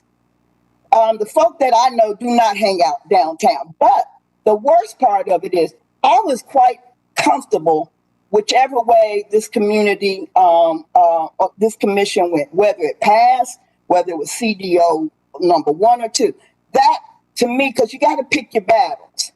But when you get up here and you're disrespectful to taxpayers, and half of you just came to town, when you're disrespectful to people who've been here all along, that's wrong. When you use Black people to try to make a point, that's wrong. Now, this could have been dealt with over 3 years ago. Who's been driving the helm? Whose responsibility was that? If it was ours, let's say so. But let's not be disrespectful and bully people. The same way you don't want, and the comment that about Lennon-Town. I'm quite sure when those good, whoever they were, sat in the room, they decided that what happened to Lennon-Town and all, this was best for the community. This will be good for the community. And look where we are now. Now, if we had a plan, this would not have happened. If we had a plan and we talked, this would not have happened. And again, I'm giving Commissioner Link her props because she did try to do her homework on this. But you wait until the 11th hour and then you had the nerve to try to bully somebody. Now, for me, both plans are not acceptable. I had planned to vote no on both CDOs plus the original that's my plan, and that's still my plan. This CDO, this historic preservation should cover more than downtown. If we had a plan according to Envision Athens recommendation, we should be looking at historic designations down Prince Avenue, Cobham, Normaltown, all the way, Pottery Town. Why don't y'all talk about what's going on in Pottery Town since you're so crazy, so gung-ho about historic districts? And then we could have went over to Whitehall. But you want to be selective. The music scene. I love the music scene too. I love the music scene too. But there's a lot else going on. I was quite fine with whatever. But when I start getting personal calls from close friends that from friends that don't ever call me, when I already said I would support this, and then rumors go around, I'm not doing this. I want to know what the Historic Preservation Department is doing for a plan. How do we bring in consensus? This little issue then divided this commission again. But nobody, the last time we had this debate, it was because we did not sit down and work together. We left that December meeting and we did not pick it up no more until now. Now, I'm not voting for either or any of it, but hopefully whatever passes, that we can find some healing and start working on what it looks like. If that district if we vote tonight and pass the historic district, then what's the next step? We need to talk about funding. This local government, if we're going to make people be in a historic district, we should have money in our local government to help them with the expenses. Going to these tax credits, what is $7,000 for 7 years? What is $7,000? So if we're going to do this either or, we should be leaving this meeting saying, in our next budget meeting, how do we put money in the pot to help people maintain their districts? We need to find out how do we have a plan that covers not just West Downtown, but all of our historic districts. Y'all, we're knee-jerking, y'all. We're knee-jerking. This should have been dealt with before the 11th hour. And guess what? If this was not the 11th hour, it would still be hanging on the hanger in the closet. That's it. But now, moving out, and I'm thankful for moving out Mr. Wilson, Mr. Brown, and Mr. Wade. I appreciate that. And again, I can't say enough I want Melissa to know I really do appreciate the work she's done. But I sure would not be surprised if we do not get a reverse discrimination suit. You take out the black folk, but you make white folks stay in. And if nobody hasn't thought of it, I'm throwing it out there too. I'm through. Thank you, Commissioner Thornton.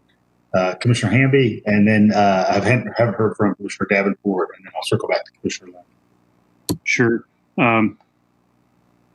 I appreciate the comments, and I'm always a little worried about going after Commissioner Thornton. She always expresses a good viewpoint, and I agree with a lot of what she says. I will say this, though. One of the things I do agree with Commissioner Thornton is certainly the aspect of, I'm looking at this as all of our property owners, all of the property owners are important in this process, and all of them contribute to this process.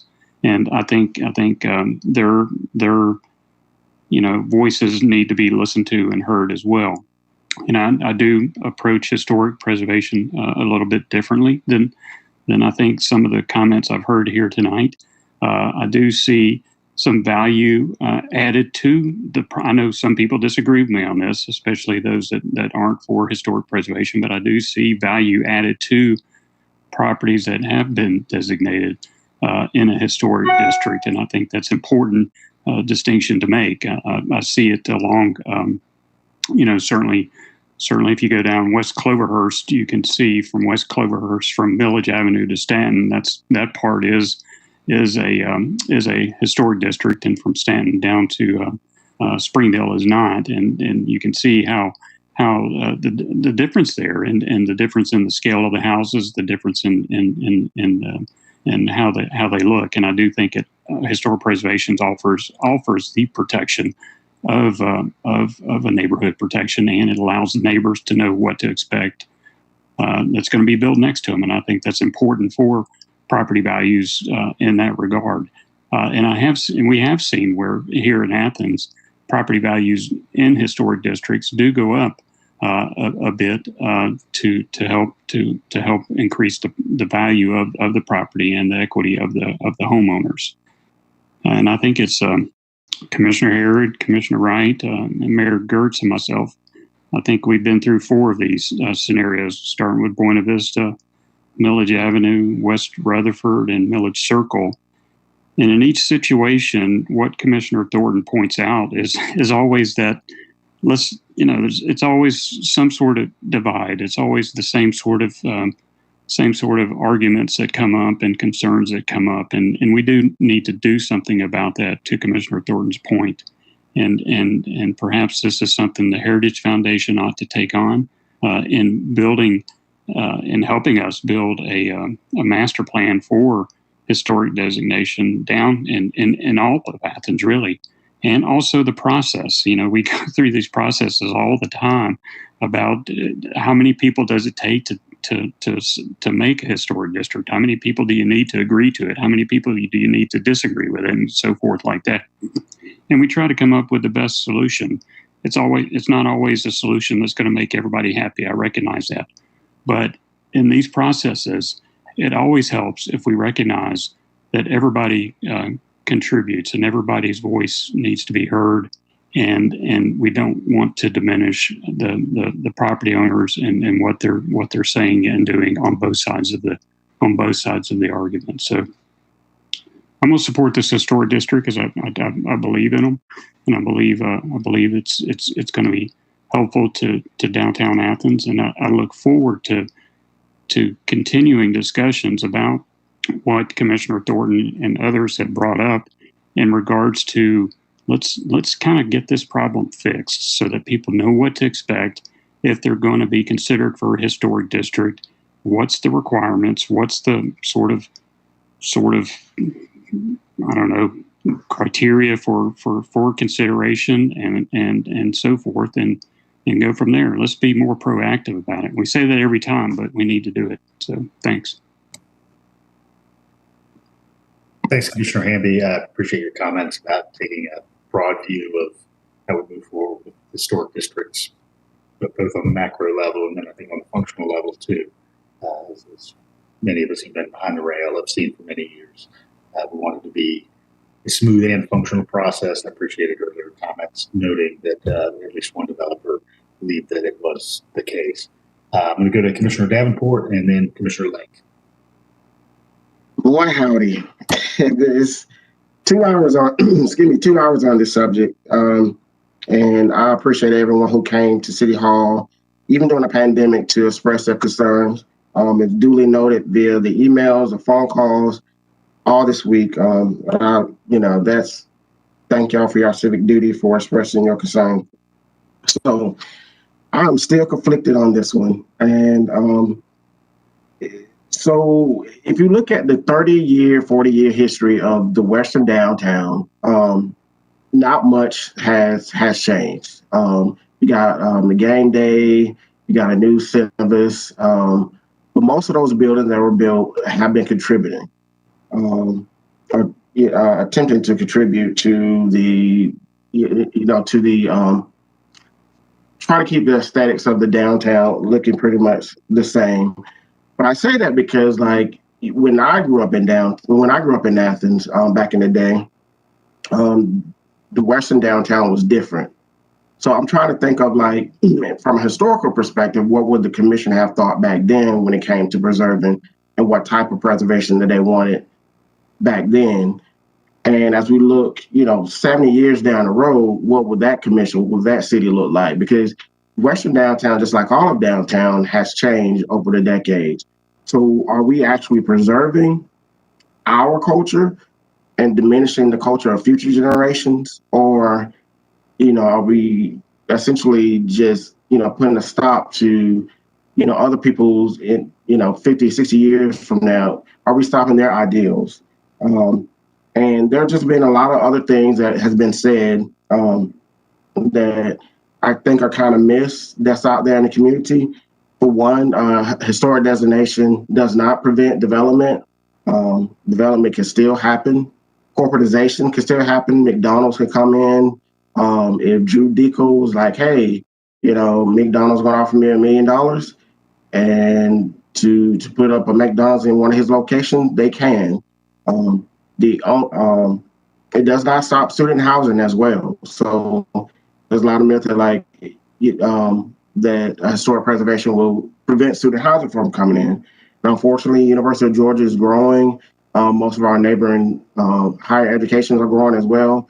And unfortunately, these students are attracted to downtown because they have the amenities and the resources that are interested in. So student housing, regardless of what we decide tonight, is going to come to downtown.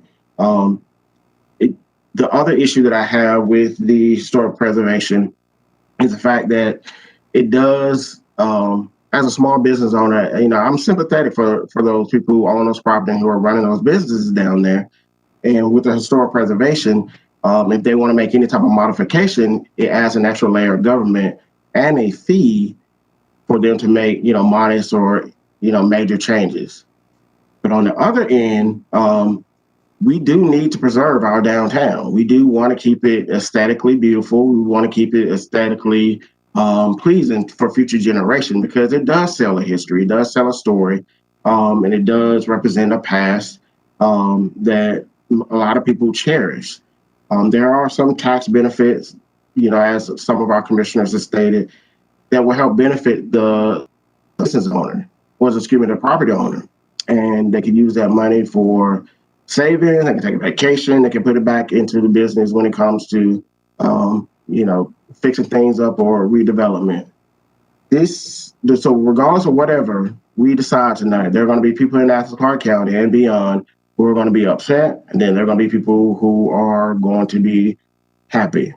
I just pray that, we come to a consensus on this and understand that this is not such an easy issue to decide.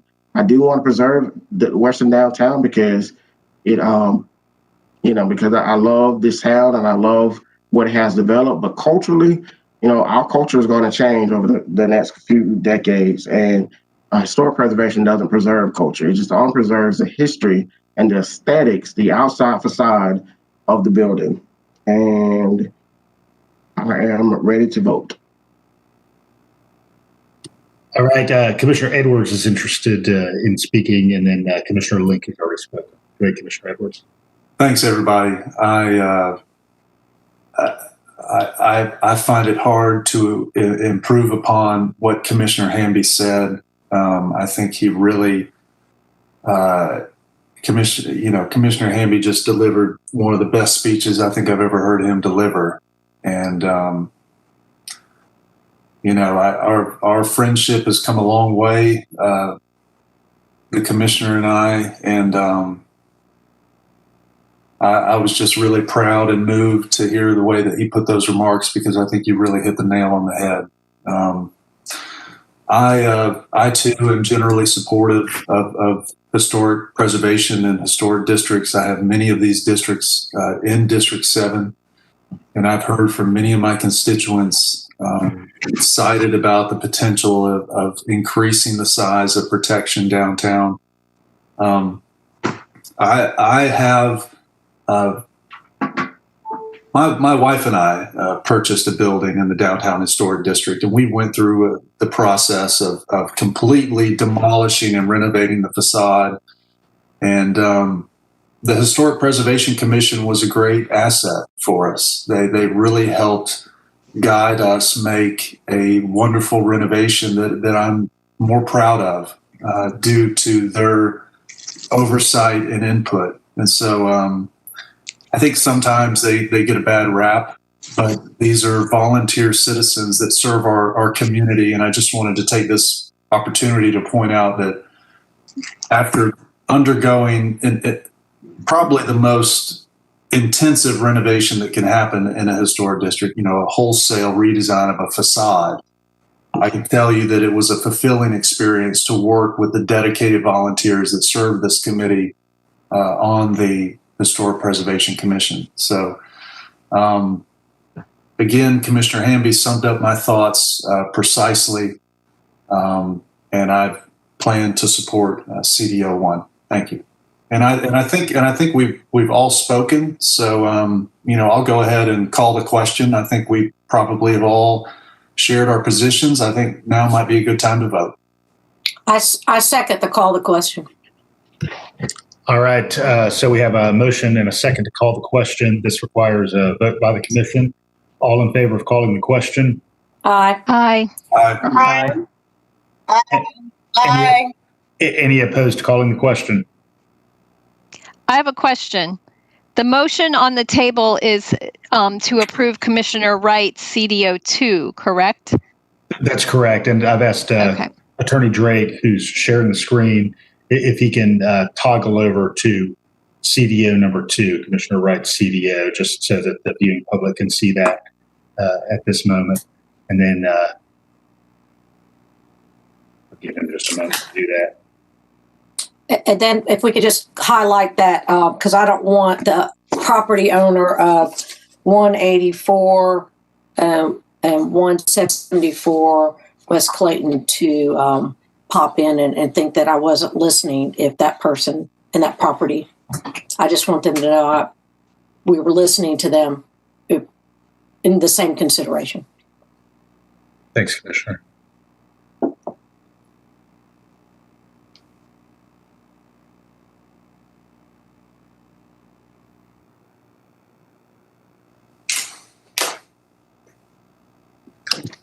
All right, so here we have the initially designed CDO number 2 from Commissioner Wright.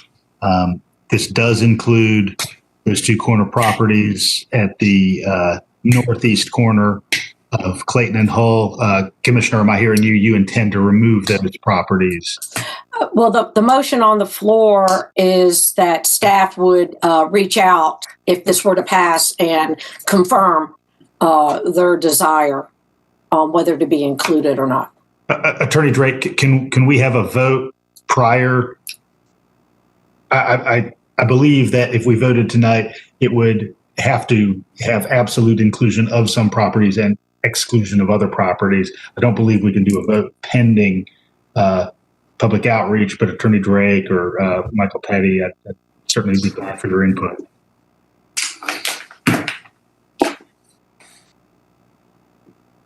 It might be a moot point, Kelly, at this point. I want to add that the property that includes Cine and the National, they want to be in the district. So this map is not relevant to their interest in being in the district. I believe we received a letter in our inboxes that has the director of Cine's signature indicating a desire to be in the district and to support CDO 1. Okay, let's vote. Call the question. Attorney Drake, I just want to make sure what we're voting on here. Just pertinent to Commission defined option number 2, which is the motion on the table, we have to vote on a definitive map. Is that correct? Rather than a map pending. And I'm sorry, I got a text message from Attorney Drake. It says that's correct.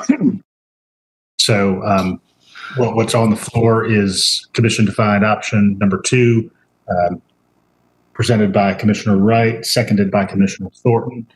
So I'm going to go ahead and ask the Clerk of Commission if she can call the roll for us, please, beginning with Commissioner Wright. Wright? Yes. Denson? Yes. Denson? No. No. Poole? No. Edwards? No. Harrod? Yes. Thornton? No. Hamby? No. Davenport? No. Parker? No. Link? No. 2 yes, 8 no. All right. Thank you, Madam Clerk. We're going to return to the first motion that was presented by Commissioner Link and seconded by Commissioner Hamby. So if you could call that roll, beginning with Commissioner Link. Link? Yes. Wright? Wait a minute. No. Denson? Yes. Poole? Yes. Edwards? Yes. Harrod? No. Thornton? Thornton? No. Hamby? Yes, yes. Davenport? Abstain. Parker? Yes. 6 yes, 3 no, 1 abstention. All right. 6 yes, 3 no, 1 abstention. Motion carries. All right. Thank you, everybody. All right. We are moving forward in our Mr. Mayor, just to make sure we're clear, I'm going to share the map, make sure it matches what Link understood. If you give me 1 second here. I don't know how to speak and share at the same time for some reason. That's okay. I'm challenged by the multitasking these days too. Is this the map that's part of the that's posted on the agenda website? It is. I just wanted to show to make sure.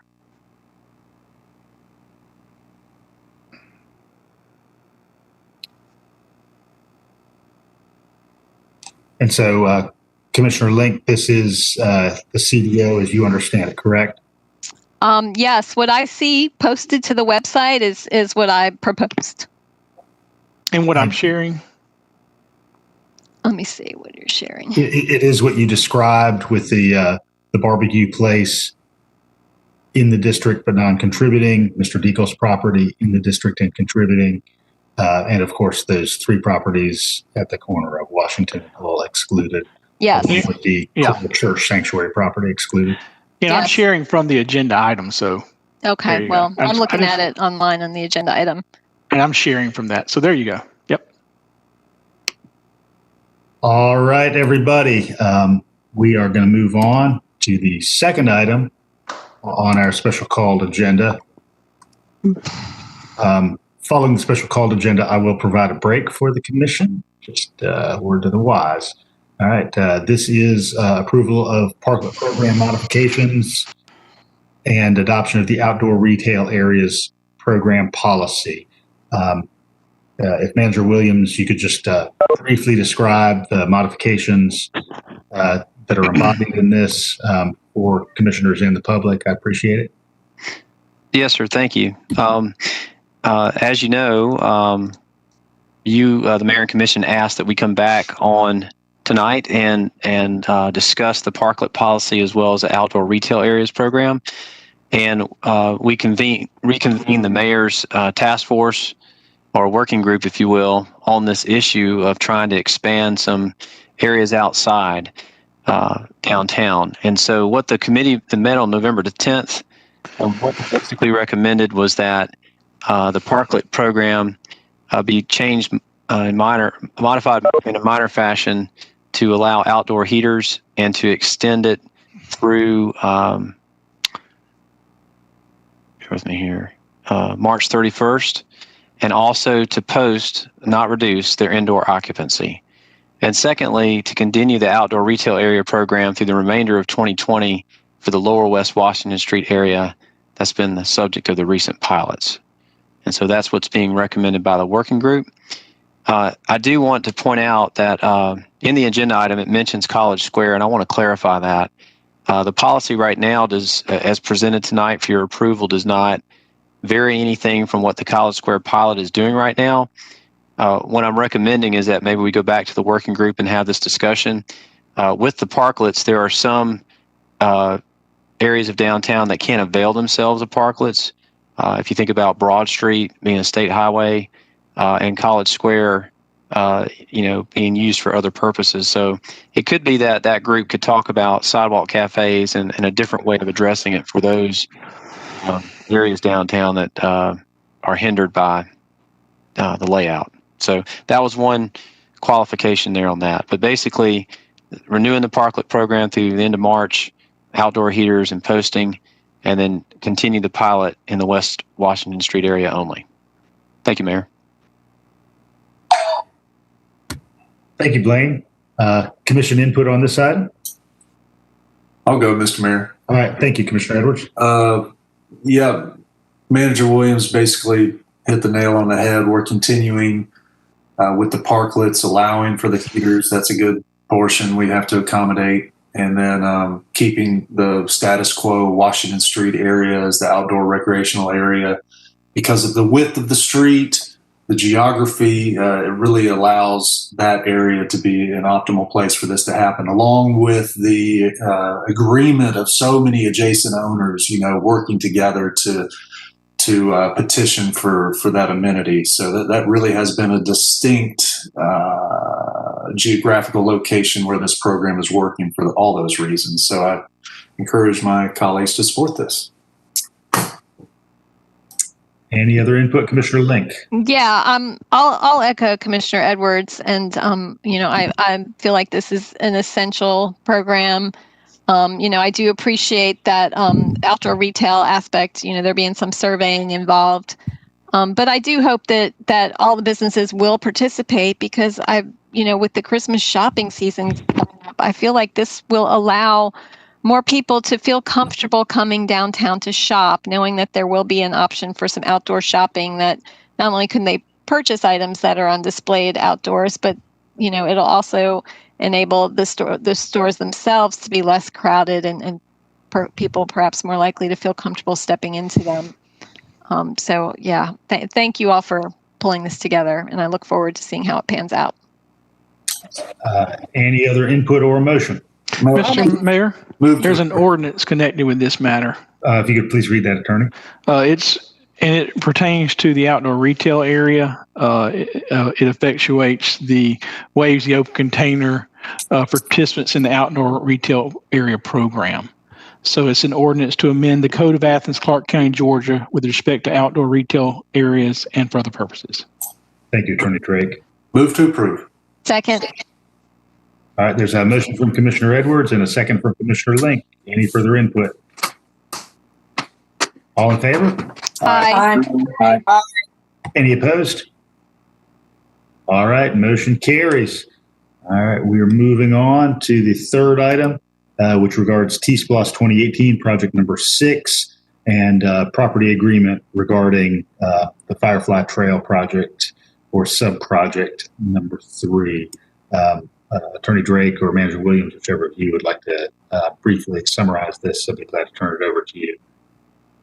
Well, I can briefly summarize it. So as you know, the Firefly Trail, you recently approved preliminary construction plans almost all the way to Winterville.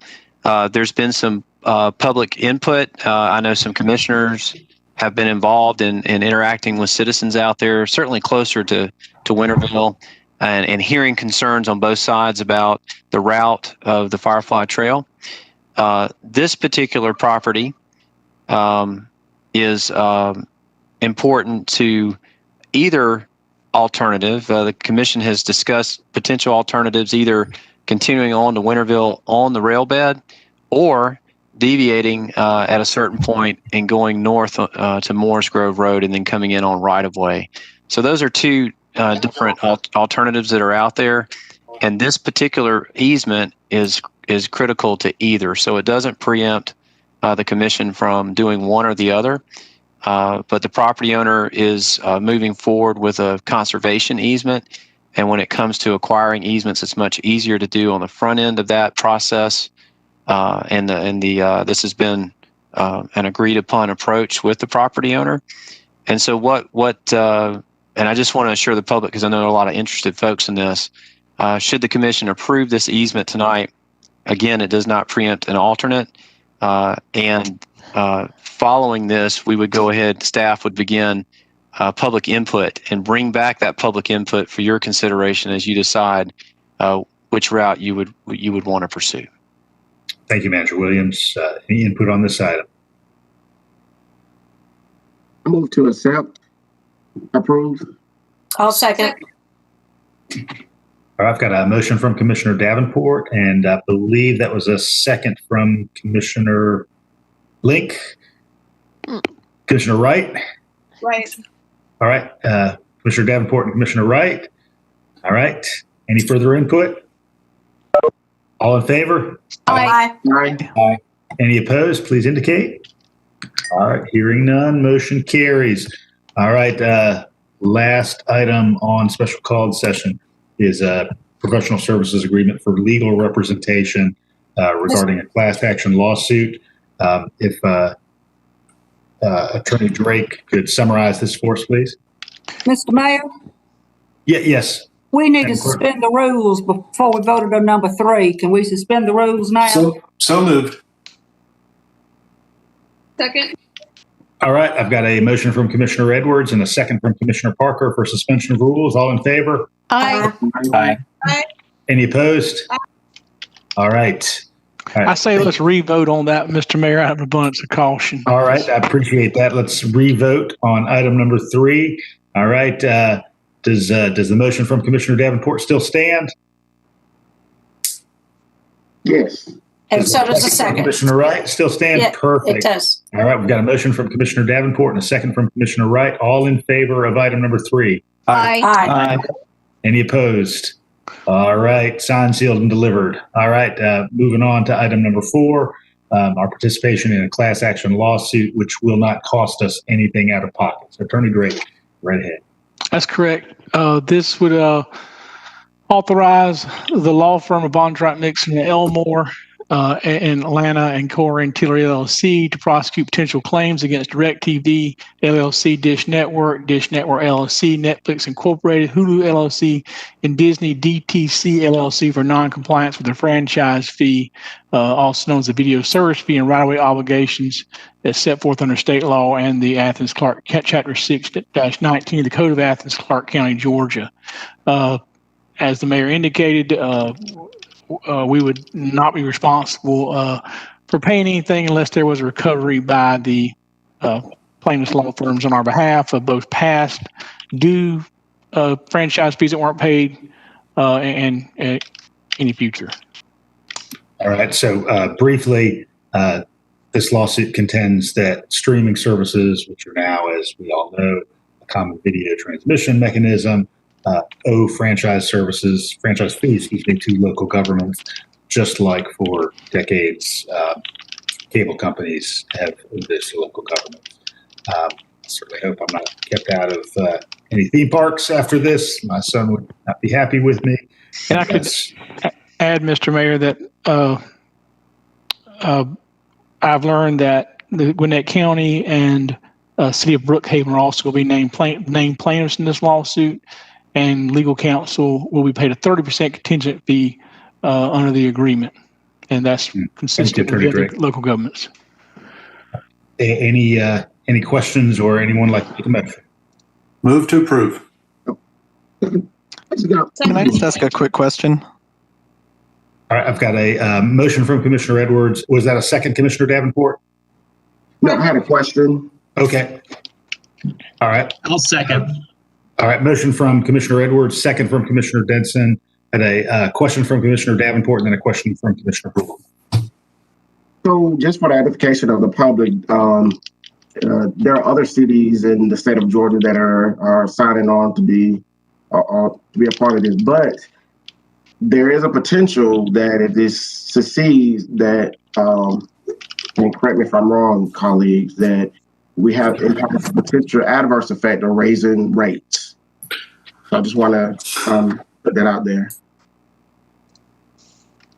I would agree that's a very possibility that those increased the franchise fee be passed on to consumers. Commissioner Houle. Still getting the hang of this technology. Yeah, I just wanted to clarify, are we voting to participate in the lawsuit, to approve the contract with legal representation, or both with this vote? Both. To participate in the lawsuit and to approve the contract that's attached as Exhibit A for legal representation.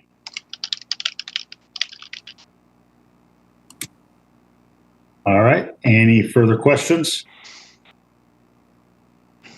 All right. All in favor? Aye. Aye. Aye.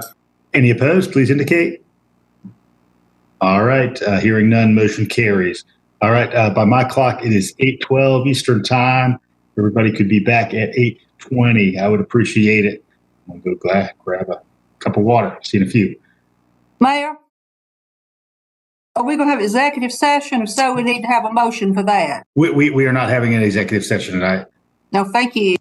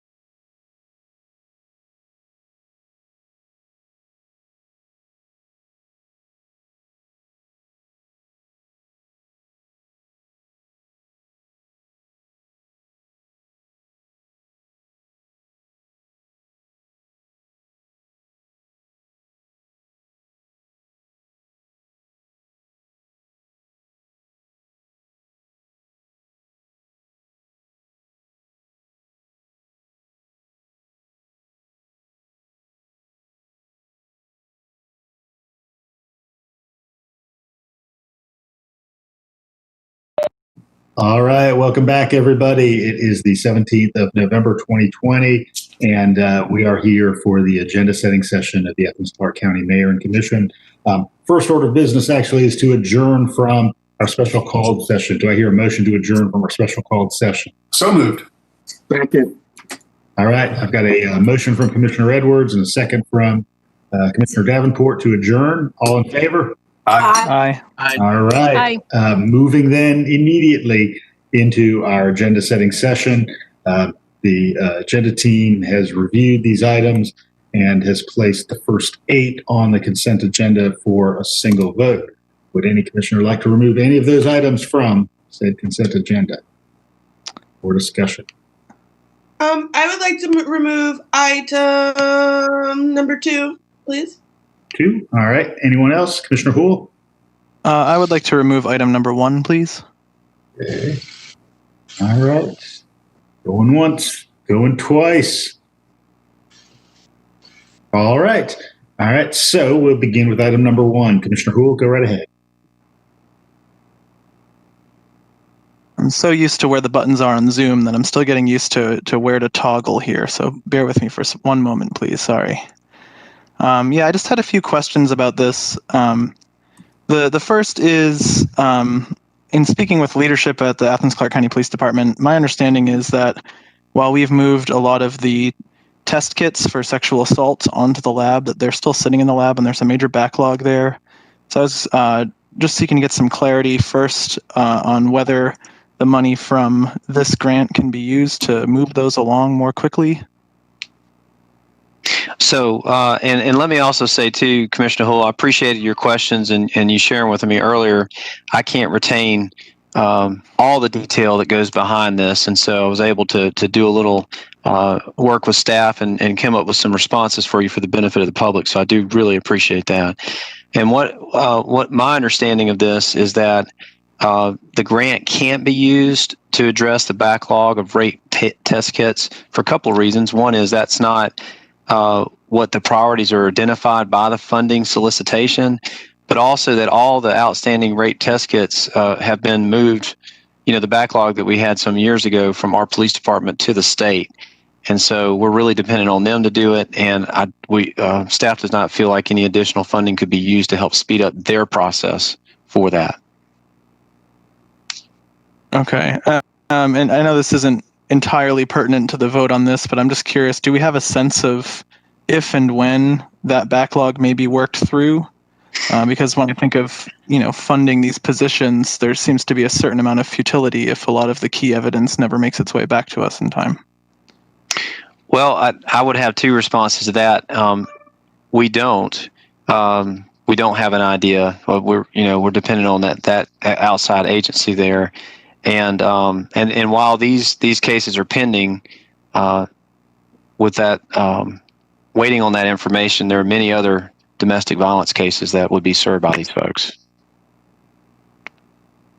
Okay, thank you. And I just have 2 other questions. These are also in that email there, but are the investigators that are funded by this grant only investigating cases where the victims are women, or are they also investigating incidents with victims of other genders? So the investigators investigate cases that include women, males, trans, etc. And these cases are provided the same time and attention as cases involving women. But the only categories that are eligible to receive reimbursement through the Stop Violence Against Women's Act are the investigative efforts involving crimes against women and children. Okay. So am I correct that this is only a portion of the funding required to do investigations against crimes of this nature?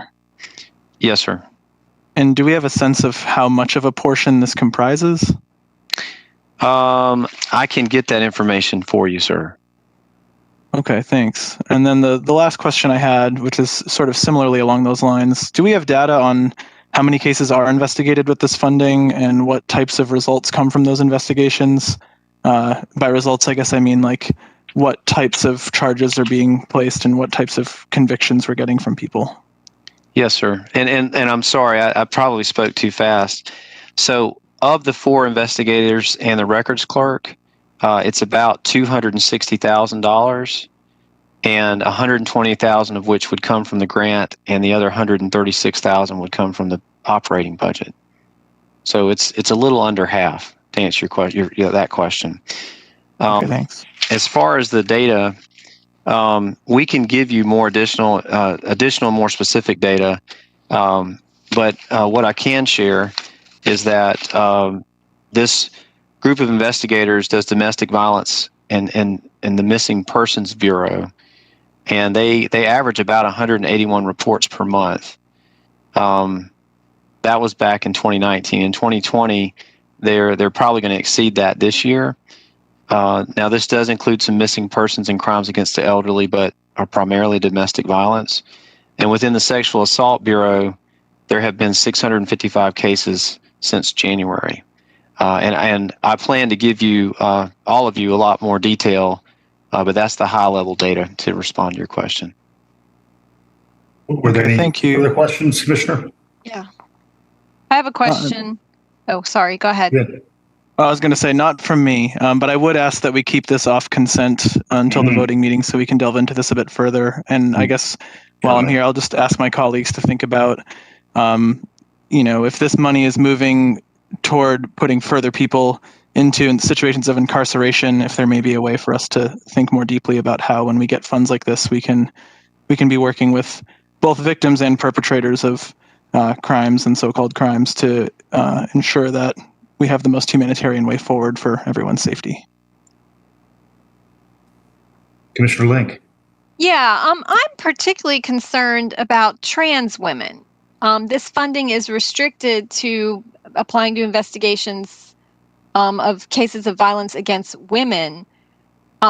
Do we define trans women as women under this program? Is there a means for doing that? Go ahead, Mr. Williams. Well, I was just going to say, when using the pronoun "we," I don't know if this is our place to define this. We can look to the grant. This is a federal program. I can't answer that right now with the definition, how it parses that out, but we can certainly look into that and respond. Yeah, I would like some more information on that, because trans women are particularly prone to, violence against them, and I would hope that folks who, look and act and identify as female would also be able to, qualify for this program when acts of violence are committed against them. I'll just note briefly, obviously, we've just had a presidential election, and so given the coming Biden-Harris administration, I think a lot of the desires are for this sort of breadth of awareness to be suffused into all of these administratively administered kinds of programs. On the question of the rate kit front, given that we'll be meeting the next month with the state delegation, I think that's a worthy conversation. And I just want to make sure that I'm clear about this so that the citizens can feel good about this, is that it doesn't matter what this grant funds. Our investigators are looking into violence against trans women. Okay. It's just what we can submit for federal reimbursement. And the federal reimbursement is important to have those positions available to investigate all. It just helps to offset more cost from the taxpayers, if you will, here locally, to do the same services. They have to log their hours for reimbursement purposes when they do investigate crimes against women and children, but it does not mean that they are not investigating others. Commissioner Davenport. Yeah, I'm just trying to understand Commissioner Hill as to why we're taking this off when this is just a grant reimbursement. Why we're taking it off consent for further discussion when it's correct me if I'm wrong, Manager Wade, this is just a grant for reimbursement to help investigators investigate various crimes, correct? It has little to nothing to do with folks going to jail. Well, it offsets about 40% of the cost to have investigators staff these types of investigations. Yes, sir. I mean, ultimately, people are found or people are charged, and then the courts are what find them guilty, but the investigators investigate the crimes and bring those forward to due process. Thank you. All right. Any further questions about item number 1? We'll leave that off consent. Commissioner Parker, you asked for some discussion of item number 2. I did. I believe it was a month or 2 ago that I brought up these Byrne Justice grants and some of their history to incentivize narcotics law enforcement, particularly in an era when drug usage was low. But under that administration, there was interest in rounding up young men of color and throwing them in jail. And this was exactly at the time, we were talking about funding a translator position and some folks to work with some of our committees and task forces around criminal justice reform. But this is right here is the exact kind of grant programming that I was talking about. I was looking at one of the cases where, Operation Benchwarmers from earlier this year when 24 almost entirely Black and brown folks were arrested for drug possession, and some of whom had firearms and in commission of a felony. They got in trouble, but none of whom were arrested or charged with a violent crime of any kind. And so I want to just re-emphasize that I think there's ways that we can be spending our money and channeling these grants in directions that help prevent people from getting in these scenarios in the first place. Think about whether or not these folks that were involved in drug trafficking might have been, whether if we had better supported our community in having access to living wage employment and better access to education and other things that can help folks stay away from the underground economy in the first place. And whether or not we want to, as a progressive city, continue to be a part of the war on drugs that has seen our incarcerated population go from 300,000 as a nation in the 1970s to over 2 million today, and having the highest incarcerated population in the world, and Georgia having one of the, I believe, the second highest incarcerated populations per capita in the country. And so I just really want us to take a hard look at this and consider whether or not this is the best way for us to prevent crime from happening in our communities and support people in not harming others in our communities, and to have this taken off consent so we can have that conversation. Any further discussion of this item? Commissioner Denson. Thank you, Mayor. I guess, this would be a question to the manager's office and on Commissioner Parker's comments. Yeah, looking through the goals and objectives of the task force that we have here on attachment 2, I think is what I pulled up. Yeah, I mean, are any of these goals and objectives? Is there flexibility with some of this? Because honestly, the distribution of heroin in our community and stuff. I mean, I think there's definitely some large concerns about what's going on there, but then increasing indoor marijuana cultivation investigations by 5 cases, and kind of just putting that on the same level of these other scheduled narcotics, which I know is technically correct, but I think our community does not agree with. Is there any flexibility with those goals and objectives to be changed?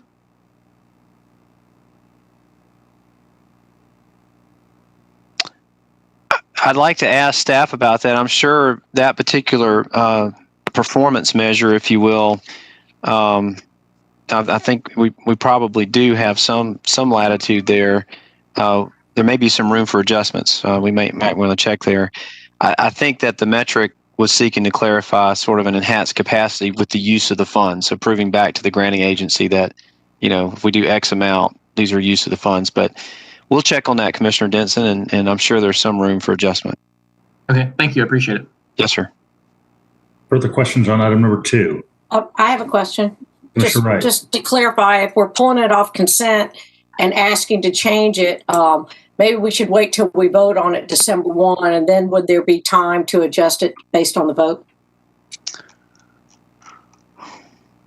I would anticipate that if the commission wanted through a commission-defined option to clarify the focus areas, that may be an option. I appreciate Manager Williams you getting back to us with more information, and if you could let us know a little bit procedurally about how we could step forward, then that'd be helpful.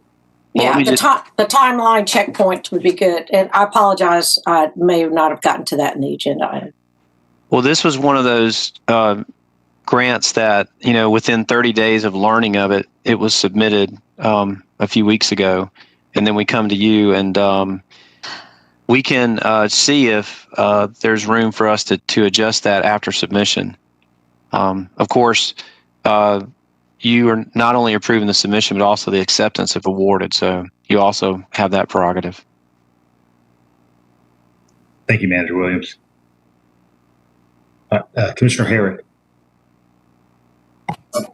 Thanks. Well, just following up on that, I just have a quick question. So this grant money is for a multi-county task force, and whilst I agree that I don't think marijuana is in the same category as heroin and some other drugs, one of the things I would like the manager to do is, if we're going to look at flexibility, to see what degree of flexibility we have within Athens Clarke County if this is part of a multi-county task force. And Commissioner Herod, when you say the flexibility for, what did you want us to check? Because what these funds, $140,000 fund 4 sworn officer positions, and they're matched by another $100,000. So they fund most of these 4 officer positions, but they're all Athens Clarke County employees. I guess my question was, I think most of us would probably make a distinction between possession of marijuana and possession of other types of narcotics or other types of drugs, especially in large quantities. And the conversation seemed to be around whether or not there was some flexibility to focus more on things like heroin and I guess methamphetamine and some of those other things rather than marijuana. And my question is whether that's possible. If this were just for our county, I could imagine, but I don't know, and that's why I'm asking the question, that we would have maybe a little bit more flexibility in that regard than if this is being done as part of a multi-county task force. I understand your question now. Thank you for clarifying. And going on that and some other questions from before, I want to be clear. The Drug Task Force is not out there looking for simple possession. When it comes to marijuana, they're looking for marijuana growth operations. And I have some data I can share with you in tabular form. But most of the work that they do are high-level drug offenses, including possession with the intent to distribute as opposed to just simple possession, and sale and trafficking and things of that nature. So I have some data I can share with you, and we can, and any other questions you have, we'd be glad to answer those as well. Thank you, Manager Williams. Go ahead, Commissioner Thornton. Yeah, I would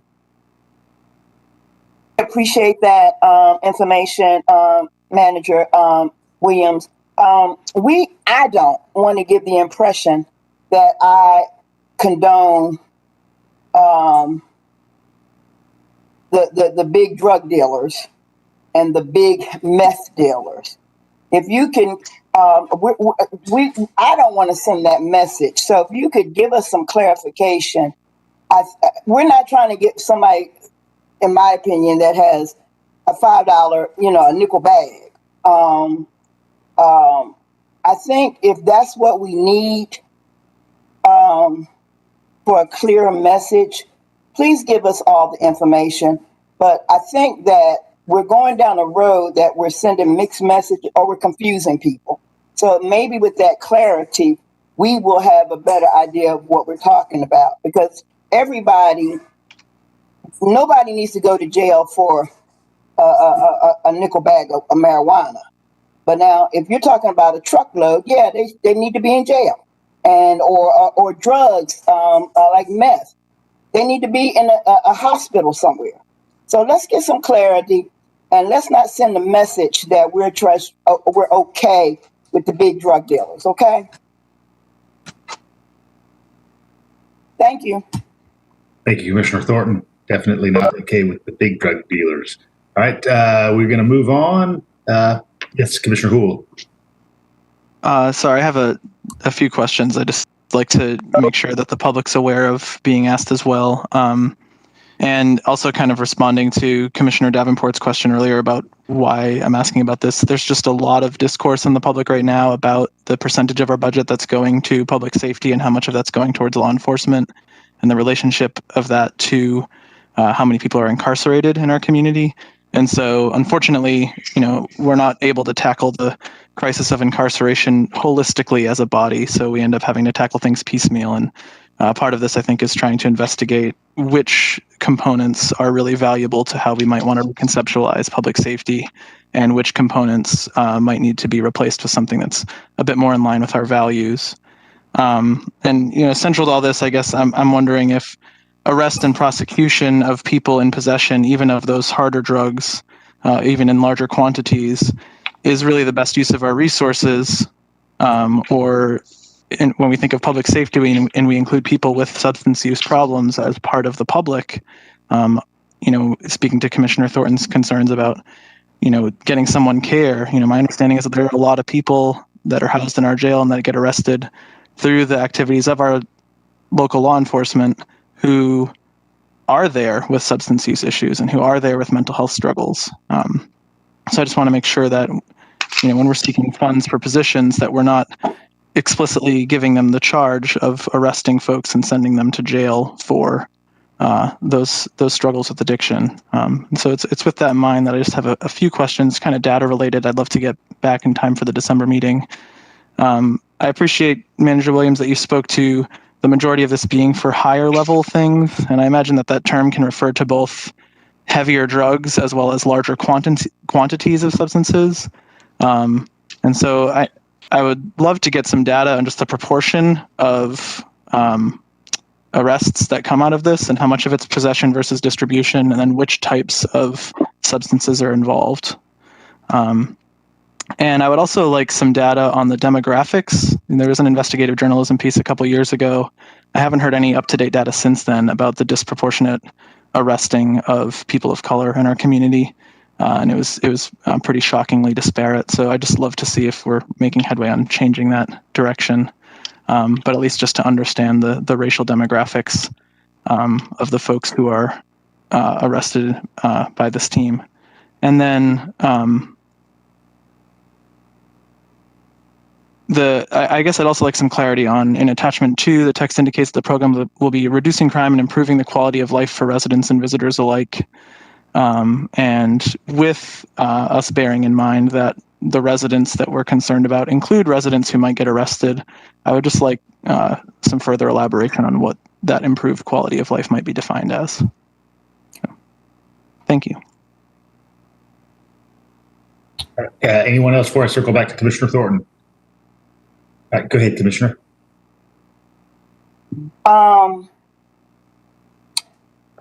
I appreciate, no, I'm not going to say it that way.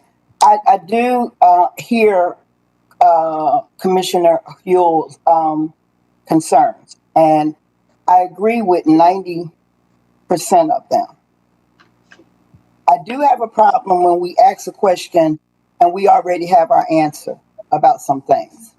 And I do think a lot of the questions that the commissioner is mentioning, I think it would be helpful for all of us to know those questions. And maybe what the commissioner could do was send those, when he sends his questions to County Manager Blaine, we can also get a copy of it. But I don't think that all of this, now I'm not going to go into a debate back and forth. We're going to meet on Thursday, okay? I'm not going to do that with you, but we're going to meet on Thursday. But I do think there are some values and beliefs that we all have. And I don't think that every layer of anything to deal with police has to be dissected on a commission meeting. So I appreciate it. But I do think you are so far advanced than some of us. Maybe you're just more advanced than me. So I would appreciate you sending your question so I can digest them also. And I can get caught up with you. All right. Appreciate the offer for a summit. Any further input? All right, so we're going to leave 2 off consent as well. If everybody looks at their agenda, items 9 through 13 are those planning and zoning items that are under old business upon which we've already had discussion, but which require sufficient public notice, which is why they have been moved to the December vote. I do want to go through them. We've got new Commissioner Hawes. So I just want a chance for any questions. Any questions on item number 9? Anything on 10? Is the 11 calling your name? Hey, Kelly, yes. I have just a point of order. Yep. So December 1, these topics will be having their second opportunity for public input at City Hall at the podium. I believe that's the case. Is that correct, Attorney Drake? And then while we're waiting for that response, and when we get to D, the new items coming from the Planning Commission will have just 1 round of public input on December 1? I may be able to answer that, Mayor. Thanks, Brad. Okay. The items that are showing up under old business right now never actually had the first round of public input. So because of the legal advertisement requirements, they went through agenda setting. I presented to you and we discussed it, but they never went to a vote. So this will be the first time for those 5 along with the other 3. So you'll have 8 in December. And we'll be able to batch those up front so those citizens can get to it and talk to us without having to hang out. I'll put the planning and zoning items in front of the agenda. Okay. I appreciate that. Now Brad I'm will get to bed in a decent hour too. Yeah. Hopefully. Okay. All right. Thanks for clarifying that.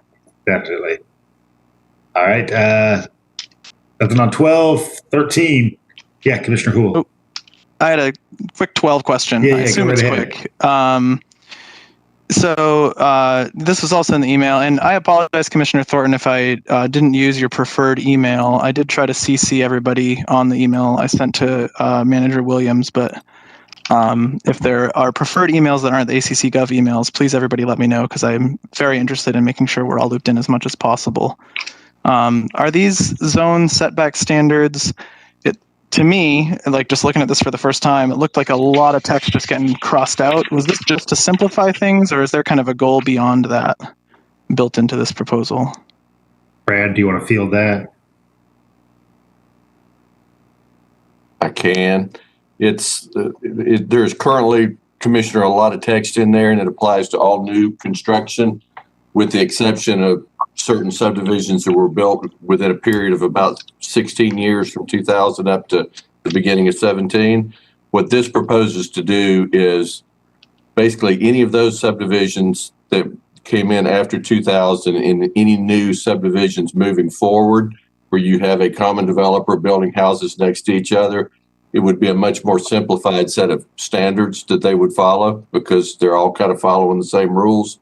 It would continue, though, to apply the more complex ones that you're seeing in the ordinance now, still would continue to apply for any construction within a neighborhood or a residential area that was created prior to 20 years ago. So, I mean, we feel like there's still a need to afford some additional protection and planning for those infill opportunities in older neighborhoods, but a developer building a new neighborhood should not necessarily be subject to that same strict criteria. Thank you. And I guess a simple way of understanding this for the public is if you are moving into a newly constructed neighborhood, you know what you're getting into, because the contours are clear. But if you are moving into an existing neighborhood where there just happens to be, one unbuilt lot, you would expect some continuity with the rest of the neighborhood. Anything on 13? All right, we are going to move then on to item number 14. This is the AXON Services and Equipment Contract Extension. So this is the on-officer cameras as well as the stun apparatus, commonly known as tasers. So, Commissioner Denson. Thank you, Mayor. And I just have a question for more information that I'll throw over to the manager's office that we can get a follow-up report on, which mainly deals with the policy we have for who has access to the footage. There's been some national reports and studies done about how it's actually important for local governments and police departments to have that footage kind of controlled by an independent agency. I know we're working on right now our police oversight committee. I think that would be probably the perfect entity to have kind of access and control to this. But as far as I know right now, the way this has worked is that the body cam footage is kind of especially just accessed by the police department at this time. And so I would love to know what our policy is, that if we have a policy there that kind of designates that, and and also then possibly looking at if we can have that kind of access also given, if not exclusively given, to the police oversight committee once we have that formed. Manager Williams, is there anything you would provide now, or do you want to take that back to the shop and return to us? Well, I can speak with the chief and give you any current policies that we have. The agenda item is about the contract for the tasers. You know, how that video is used with the yet to be created oversight committee would be up to this body, I would think. So that's yet to come. And just clarify, I believe that this contract is also for the data storage, correct? And that's correct, sir. Okay. And I will say that, and I'm only saying this, Commissioner, really for the public's benefit, but that particular policy, I'm told, is online, and we will provide you the link. But I do want to applaud the police department for trying to put more online for its transparency initiative. And I think if folks, there's a link on their website. If you go on there and dig around a little bit, you might be surprised. I think it also includes annual reports and data concerning the use of the tasers. So there is stuff online, and I'll send you those links so that you can share with your constituents as well. Thank you. I appreciate it. Further questions or input? Commissioner Houle. Yeah, so some of this has already been covered, but kind of piggybacking on what Commissioner Denson and Manager Williams were just talking about. Is there is who owns the data and who can access it and how going to change if we sign this contract? My understanding from reading through it was that part of the benefit is that we'd be streamlining costs by also giving AXON kind of control of the data storage and the cameras. So does this proposal represent a change in how that policy might play into who has access to that data? My understanding is all the data remains the property of the unified government through police. And while the company hosts the data on secured servers, and even if the agreement expired, the information gets transferred in a timely manner to another host system as selected by you, I should say. Okay. Some of the benefits that it seemed to outline were that there would be some automatic sort of editing, I think. And I guess I'm curious, to the degree that some of the benefit here is in streamlining the process, who's determining what should be streamlined and how? I'll give you some follow-up information on that. Okay, that'd be great. Thank you. And then just a couple other kind of related questions to this here. Do we have, and maybe this is included in that data, so I appreciate that those links are coming. So sorry if this is redundant, but do we have data about the effectiveness of these tasers? That email that I sent out, I'd encourage my colleagues to read that American Public Media APM article that I linked, and I'm happy to share it forward for anybody who needs a refresh. I know we got a lot of emails today, but it sounds like AXON is this company that has kind of a monopoly on these services in the country. And there's an increasing kind of array of reports about tasers not functioning correctly. And I'm just curious, I think it also varies by model. So I'm curious, the old models we've been using and the ones that we're looking to upgrade to, if we have any experience or data or reports within our department about that. Do you have any of that on hand, or is that something that you could ask about? I don't have that on hand. I can't ask about it. I do know that by virtue of approving this contract, it would bring all the new devices under warranty, which would, help with those malfunctioning type issues. Okay. Because we currently have older units. Yeah. Okay. Thank you. And my final question on this is, are we able to approve this contract for just one or the other? In other words, could we create a commission-defined option that would approve the body cams but not the tasers, or vice versa? If we find that some of what we learn, meets what we want for one but not the other. Yes, you could. The chief would advise against it because for the very reason we just talked about, the tasers would be older and out of warranty and subject to more malfunction and that type of thing. As they become unserviceable, and I think, y'all, this is really, I think, getting to the real critical issues that y'all are alluding to, and that is, the use of tasers as a use of force. So certainly there's folks that feel strongly about the use of those. They are, and I don't want to use a term that maybe means something in a legal or public safety realm, but they certainly are less lethal, a means of trying to gain control of a situation. But I know there's a lot of feeling on that type of thing. But if you take away another use of force that perhaps halts a situation from escalating, that could be an issue. See Commissioner Thornton and then Commissioner Parker. I just want to suggest, Mayor, we know there is the whole policing situation has different perspectives from different people.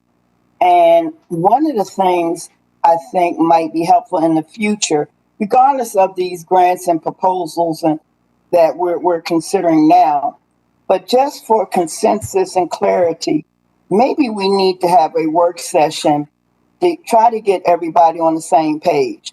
I think there are different perspectives, and I think we're sending different messages. And I know we're bringing in creating the task force, but for the sake of this body, maybe you can look in the future for a work session to just talk about policing and answer some of these questions or addressing some of these questions as a full body. I'm not feeling like I'm capturing anything new right now, except longer hours on this call. So if that is something that you could think about, Mayor, is letting one of our work sessions so we can have some honest dialogue, because I do believe there's some validity and some rationale of the issues that are being brought up.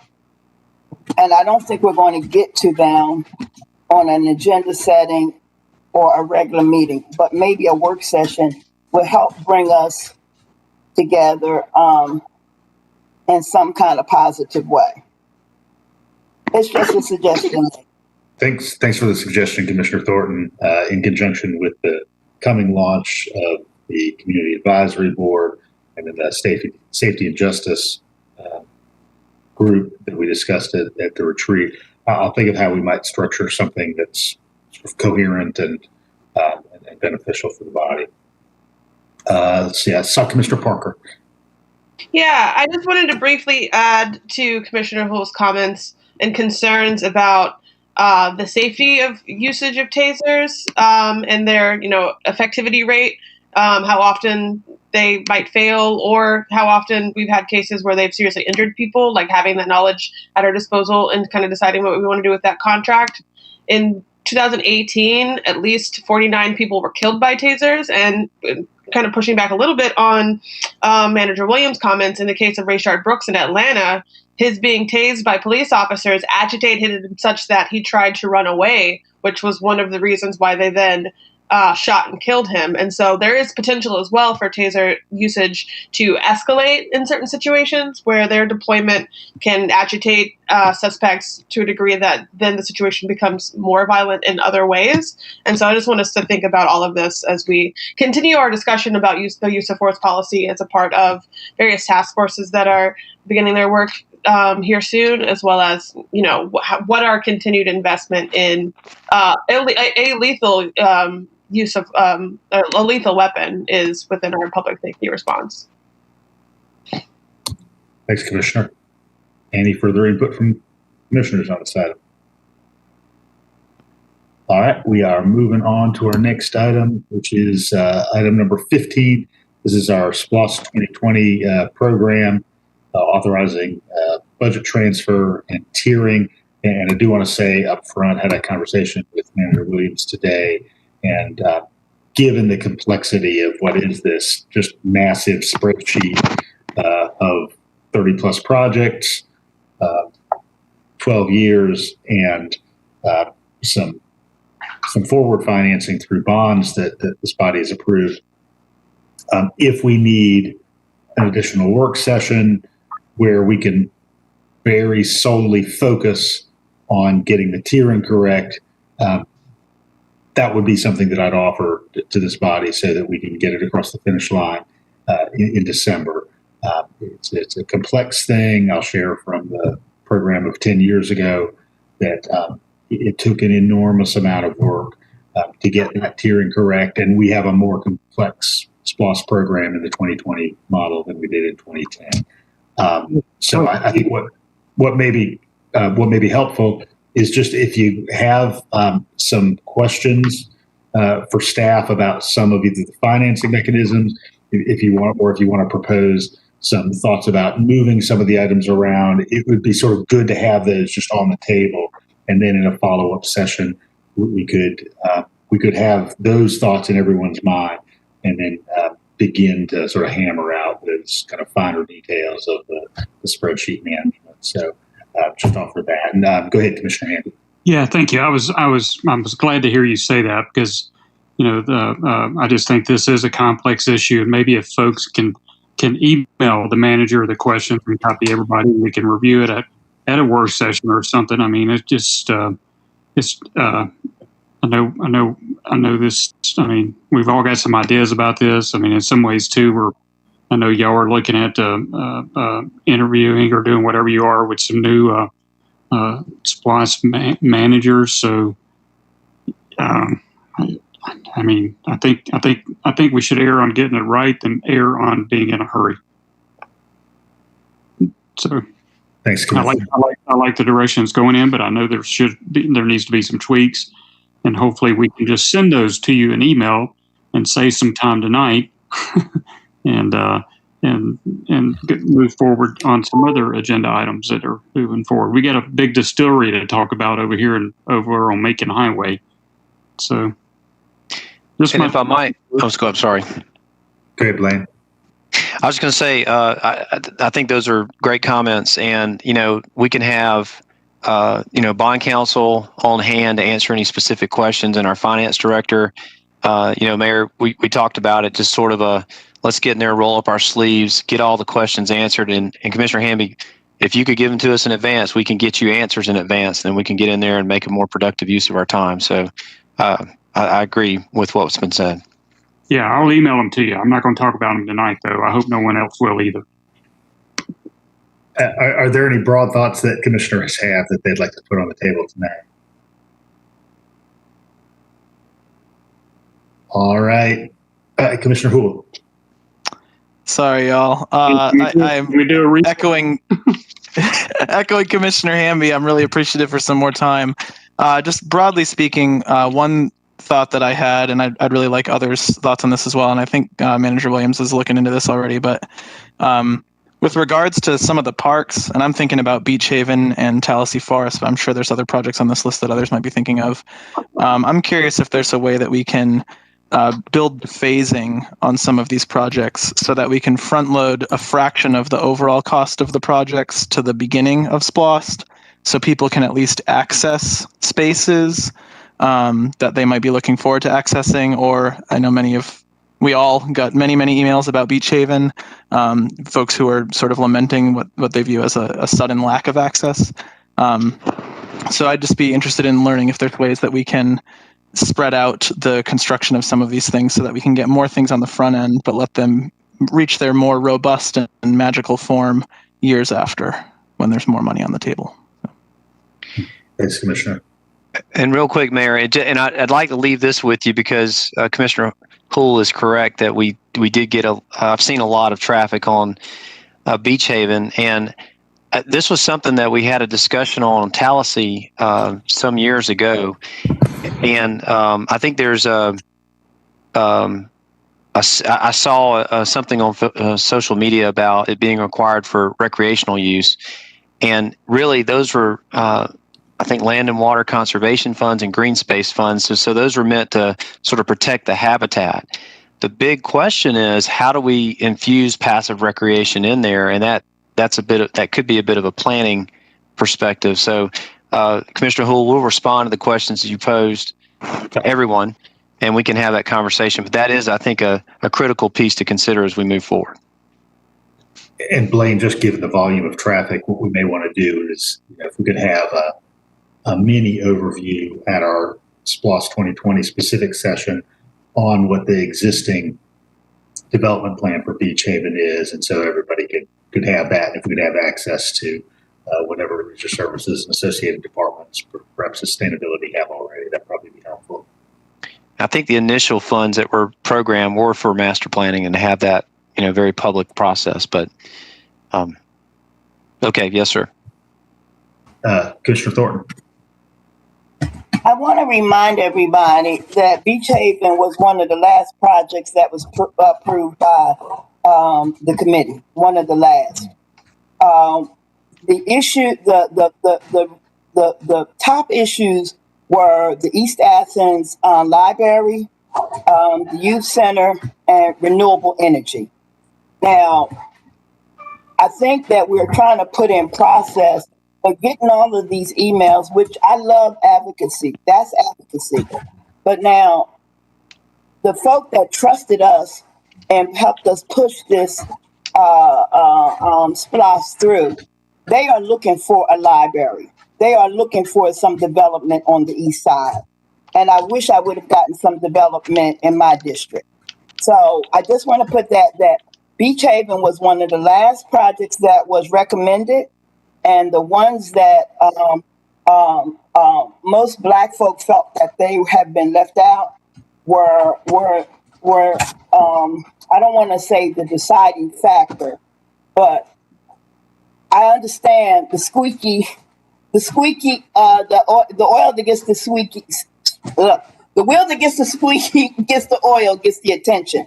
And just because we have not heard in these last few days from those other people, it's not that they don't expect us to do what we said we were going to do. So I just needed to bring that to not just Commissioner Hall's attention, but the rest of the commission, that was what prompted the African American vote to do those things on the east side. So let's just put it out there. Thank you, Commissioner. Any other kind of global thoughts before we move on with the agenda? Well, and if I might be clear too, Mayor, I'm sorry, Commissioner Herod, but the SPLOST 2020, while those lands were acquired with green space and land and water conservation funds, the SPLOST 2020 project clearly talks about trails and bridges and access and things of that nature. So we're not disputing that at all. It's just how to go about it and protect the historic and ecological resources that are there. So sorry about that. Go ahead, Andy. Yeah, I mean, I was just going to agree with what Commissioner Thornton said. I mean, I think, we would all like to put every single project in year one, but that's not going to happen. So we're going to have to make some tough decisions. And I think we are probably 95% of where we need to be. To me, the East Side Library and the Youth Center are two of the most important projects. For me, they're certainly much more important than Beach Haven. And that's nothing about Beach Haven. It's just about a set of priorities. And yes, we have had a whole bunch of emails about that today and yesterday. I'm sure that those did not come spontaneously. I'm sure that those have been solicited and encouraged. And, you could turn around and have a whole bunch of similar kinds of emails about any other project, we would care to mention. So I think public input is important, but I think we need to remember the process of how SPLOST was passed and certain promises were made to certain segments of the community, particularly on the east side. And I think that those promises need to be kept. I did send an email earlier today. So the manager was asking for email or questions rather. To me, really, the only question I'm looking for an answer for at the moment is the issue of the 100% renewable monies and how that, how the timing of that coincides or connects with the timing of the construction of some of the bigger building projects that we have been talking about. Because it would seem to me that we need it sooner rather than later, but I'm not a construction engineer. Do we need it before the project starts? Do we need it halfway through the project? I can't imagine it's something that we just add on the end of the project to the the top of the building. So that for me is something I would like to get some greater clarification on. Thanks, Andy. All right. So as we've heard, if you have thoughts or questions, please email those to the whole group. And so when we're ready to come back together and do the deep dive into getting the last set of nuts and bolts correct around this, we can do that. All right. So we're going to move on to item number 16, which is the Office of Operational Analysis Work Plan. And turn it over to Commissioner Link for input on this as chair of the audit committee. Yeah, actually the audit committee meets tomorrow, so we'll be discussing this. I know we put it on hold because we knew we might want to tweak the scope of those audits. And there also are a staffing shortage in that office right now, so things are kind of running behind. So we'll have some discussion of this, and I may ask for have a CDO or some kind of amendment to the agenda item to bring it up to date with where our discussion is. After the meeting. Thanks, Commissioner. Any questions about that? I have some input. I just want to clarify an error that has been in this agenda report since the first time we saw it, and I would really, really like it to be fixed before it's put back in the agenda. The vote for the police department was not unanimous. I know specifically because I voted against it.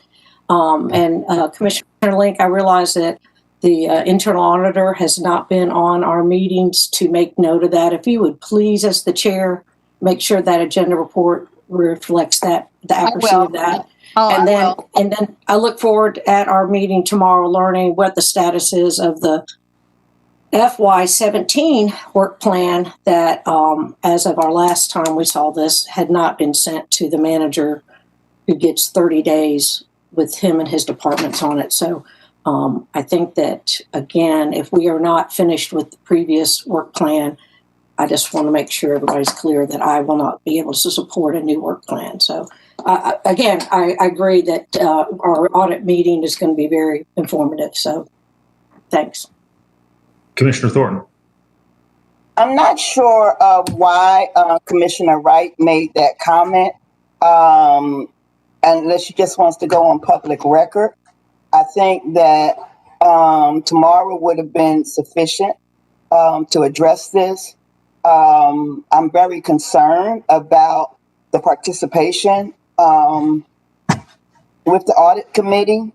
So I'm going to support making sure information is correct. But I do want to make note, there has been times that I feel like the audit committee has been blocked. And we have not been as, because of certain things. So I would not have said this, but I do want to go on record. I don't think that the audit committee has not had the full support of this commission for the committee members. So I'm putting it out there.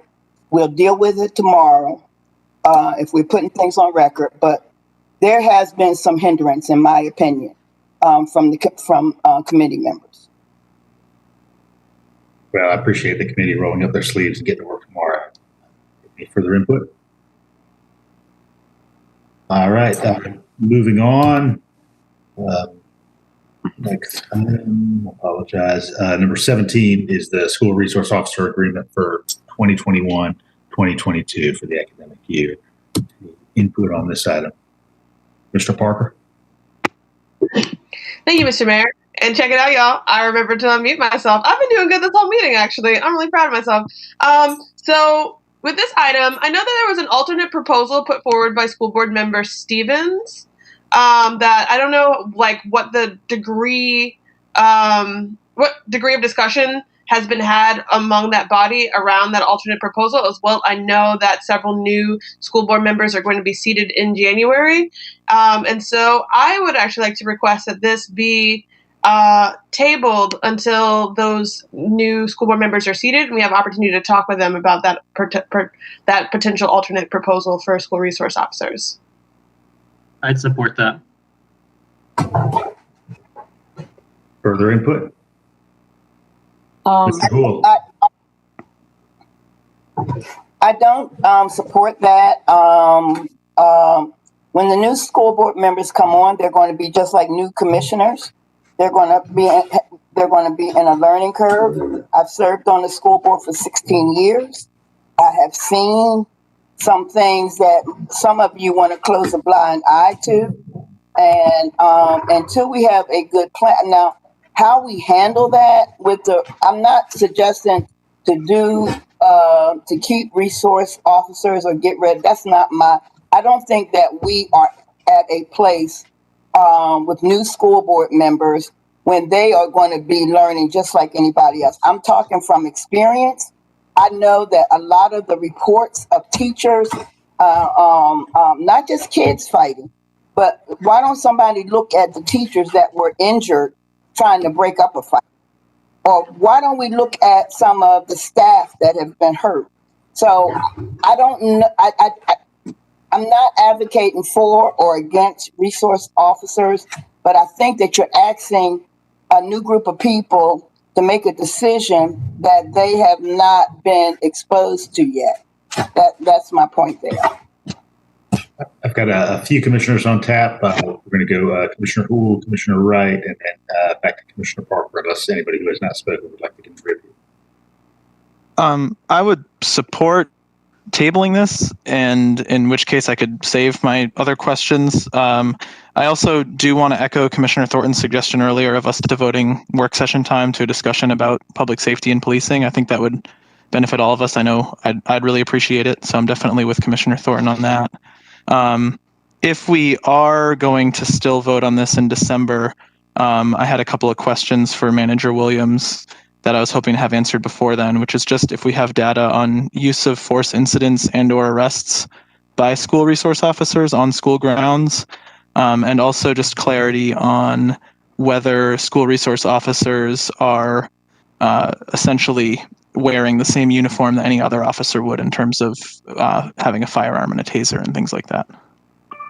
Yes, sir. Thank you. And I do have some tabular data to share with you that will show that the use of force incidents dropped pretty markedly after 2018 and about the time Chief Spruill arrived, and with an emphasis on community policing and trying to mediate some of these issues. And I'll share that with you. And just for the benefit of the public, since I do have the information, they do wear and possess the same standard equipment as officers that do patrol operations across Athens-Clarke County.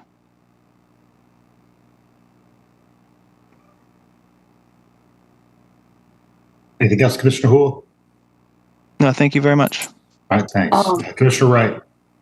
Yeah, I also have not as much experience on the school board as Avita, but we have been exposed because of being on the school board to the details of the positive impact in community policing that these officers represent on the day in, day out lives of the youth in our community. And I think if we're looking for improvements in our policing, it helps when you grow from within and the camaraderie that happens. I think I'm the only one on the commission that's had teenagers, young adults and teenagers who have grown up with some of these officers and continue to have positive stories about them from themselves, obviously Caucasian children, but also the respect that and the reports of what has happened in the schools of the whole population because of the resource officers. And then during the summer and at football games and basketball games and community events, these resource officers are the ones that are in the community and our youth and are turning into young adults also have that positive exposure with them. I can tell you that the only gun that was shot that I know of, or at least when Obita and I were on the school board, was when they had to shoot a dog that was running through campus. And they had to pay the vet bills for that dog. And it did freak out a lot of people on campus. And obviously the officer maybe wasn't used to dogs. But that's how he handled it. The dog did survive. It was a good ending to that story. But I think that this topic would be well worth including a summary to get everybody up to speed on the positives of the resource officers and that partnership that we have with the police department and the school district on that same work session.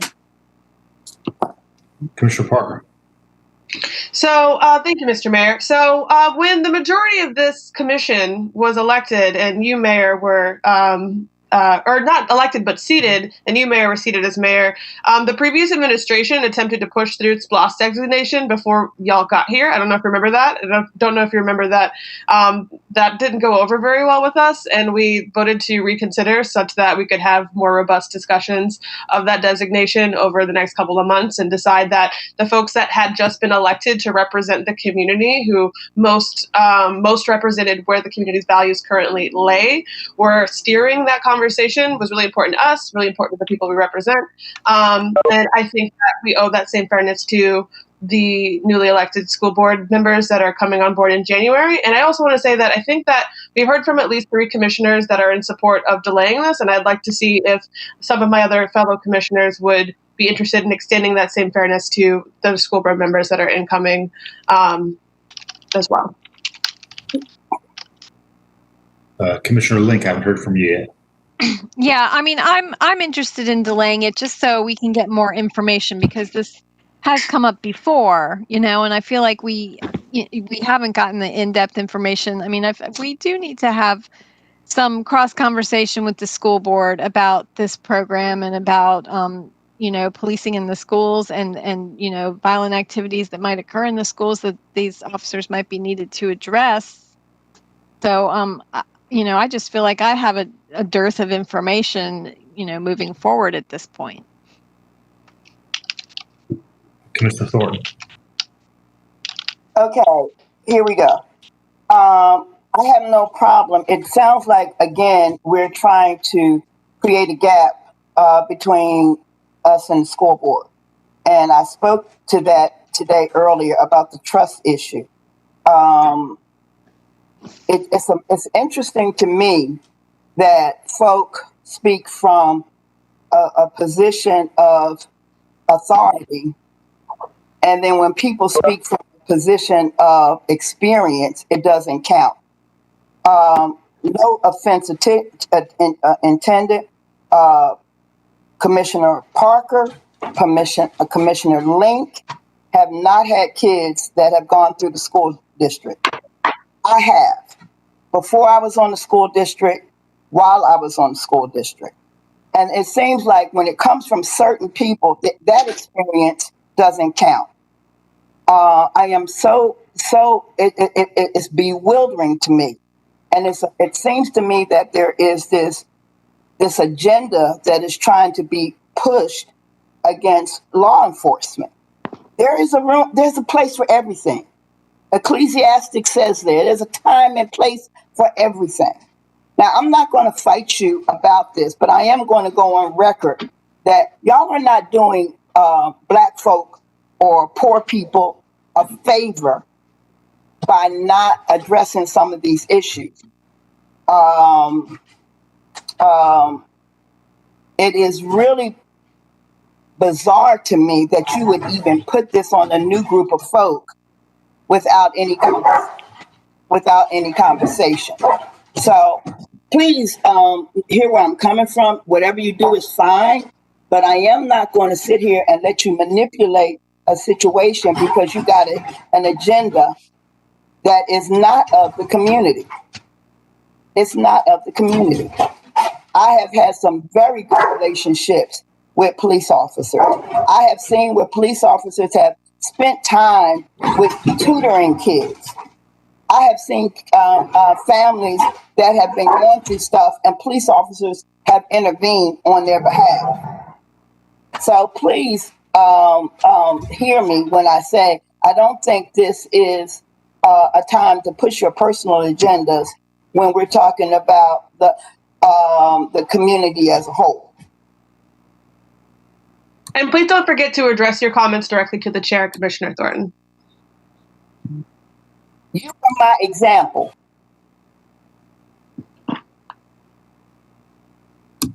Any further input? I will note, obviously, having had a lot of experience in the arena of public schools, working 20 years in middle schools and high schools here in Athens, that my overwhelming experience with resource officers in our schools was positive. Any complex set of relationships always has to be analyzed and asked how they can be ideal relationships. I think I noted last time we had a discussion about resource officers a year ago that I saw lots of positive relationships develop.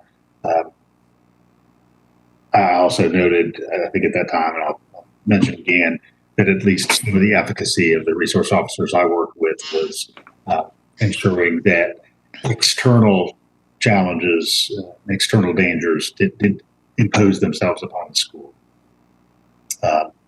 But I appreciate everybody's willingness to be open and thoughtful and just learn about what is a complex environment of public school can best operate. I think it's probably the same when the school board begins to think about infrastructure issues of water and sewer and vehicular access. They're having to hone new skills and learn new things. And the same is true for us when we think about how the very deep, complex series of relationships happens in a building like a high school full of 2,000 human beings with a bunch of different roles. So anyhow, obviously further discussion. All right, we are moving on. Item 18 is at this point title only, a North Oconee River Greenway project. Item 19 is the Firefly Trail sub-project, the bridge over Trail Creek, which is going to return to us. The item 20 is a request by the local legislative delegation to increase the hotel motel excise tax from 7% to 8% through interaction between the Classic Center and CVB and the hoteliers. Sort of a long sought reconfiguration of hotel motel tax is being proposed. So you're going to get a memo about this from Attorney Drake. So be looking for that. You received information earlier about a prospective resolution that would utilize under an acre of property on Hickory Street for land lease for private deck for the Landmark Corporation. Folks in the public who follow our meetings may have noted that a year ago we had a resolution for a 3-party single deck. As discussion has evolved, it's been more legally and developmentally efficacious to have 2 separate decks, one that would be the public deck next to the private deck. And I believe terms were sent from Attorney Drake. Attorney Drake, if you could just very briefly summarize the set of those terms, that'd be helpful. Yes, sir. I'm happy to do that.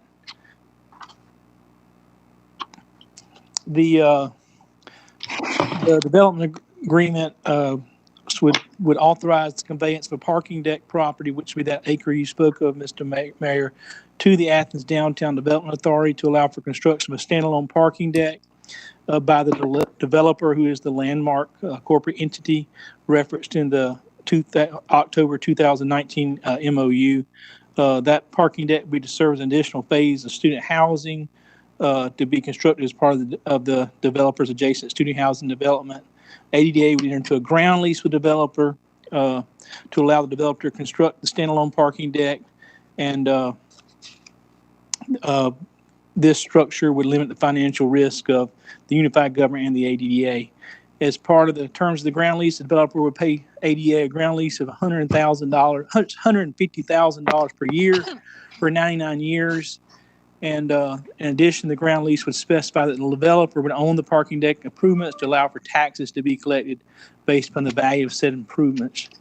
The parking deck would revert to the unified government in the ground lease, and ADA would enter into an intergovernmental agreement with the Classic Center Authority for the purpose of conveying the $150,000 annual ground lease payment to the Classic Center Authority to help service the additional debt required to complete the arena project. As the Commission and community will recall, in October of last year, prior to the vote in November on the SPLOST referendum, the memorandum specified that one of the purposes of the memorandum was that was entered into between the Classic Center Authority and the unified government and the landmark corporate entity, the developer, was the fact that there was a recognition that the money set aside for building the Classic Center Arena project, $34 million, was not going to be enough to completely fund the Classic Center Arena project. So there would be a need for additional funding to come from ground lease, property sales, or other revenues related to a senior housing development, potential hotel development, and or a parking deck. And so that was the purpose of the memorandum. And that under $150,000 would help pay debt service on the additional bonds that will be issued by the Classic Center Authority to help complete the Classic Center Arena project. The Classic Center Authority would also provide a bridge to permanent parking for the developer by leasing 305 spaces to the developer for $200,000 per year, beginning on or about August of 2022 for the 2 years until the permanent deck could be constructed. Developer would have until the earlier of commencement of construction or December 31st, 2021 to opt out of the ground lease with the ADDA and any related development agreements. If the developer were to elect opt out, then the ADA would reconvey the parking deck property back to the unified government in a lien-free manner. And these agreements would be binding on all parties and subject to approval of the manager and county attorney prior to execution by the ADA, the Classic Center Authority, and or the developer. Excuse me, that's my dogs. I apologize.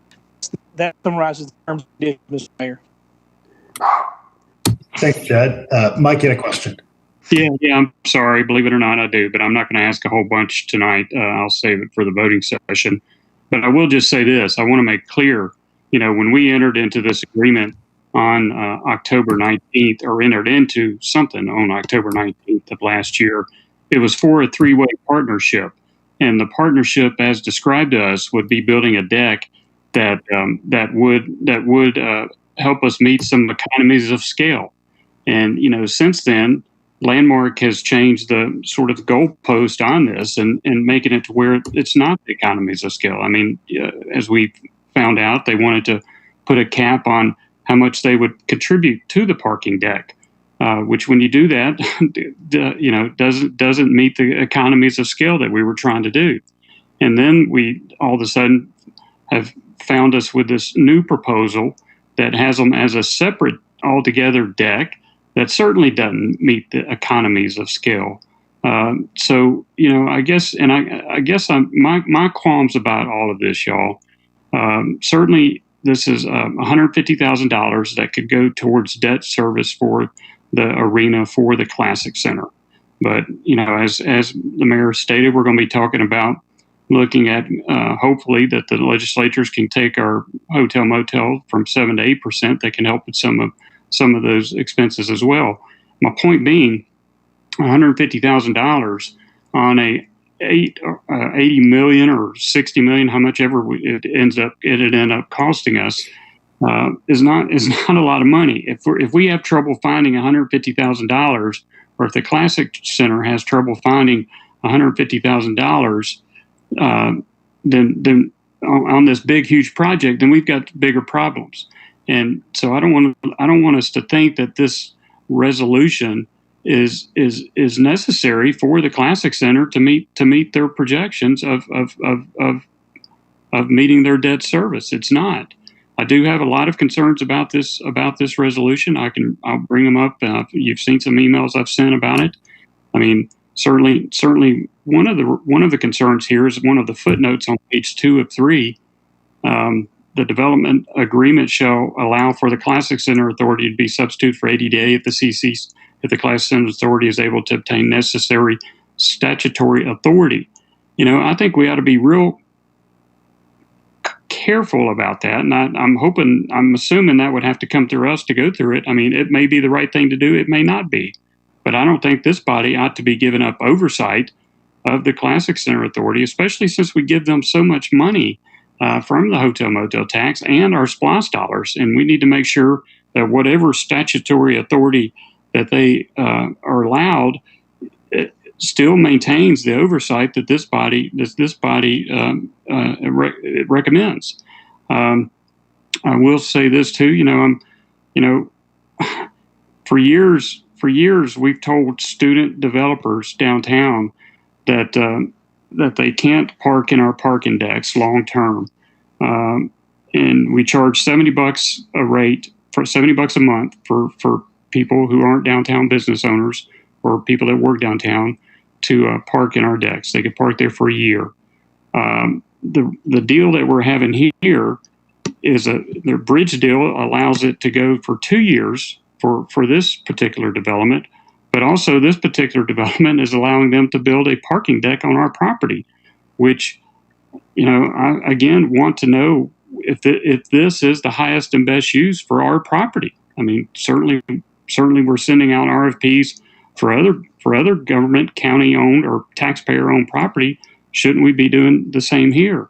I will also say, nowhere in this resolution does it say that the deck has to follow our guidelines. As a matter of fact, this resolution supersedes any of our guidelines based on where it is when some of the be it for resolved. I mean, so is this deck gonna put ground commercial on the ground floor as is required of standalone decks?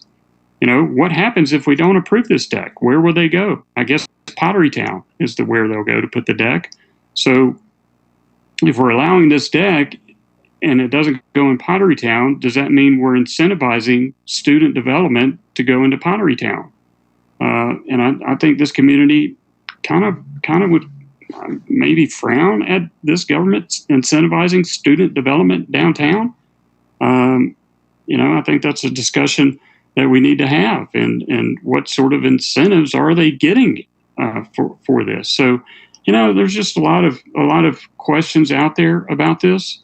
I understand why we're trying to do it, but I feel like it's being rushed through, and there needs to be some discussion on it. The other part about this resolution, certainly we're giving them the opportunity to get out of this agreement, but we don't give ourselves the opportunity to get out of this agreement by December 31st of 2021. I mean, what developer wouldn't love that? I know I would.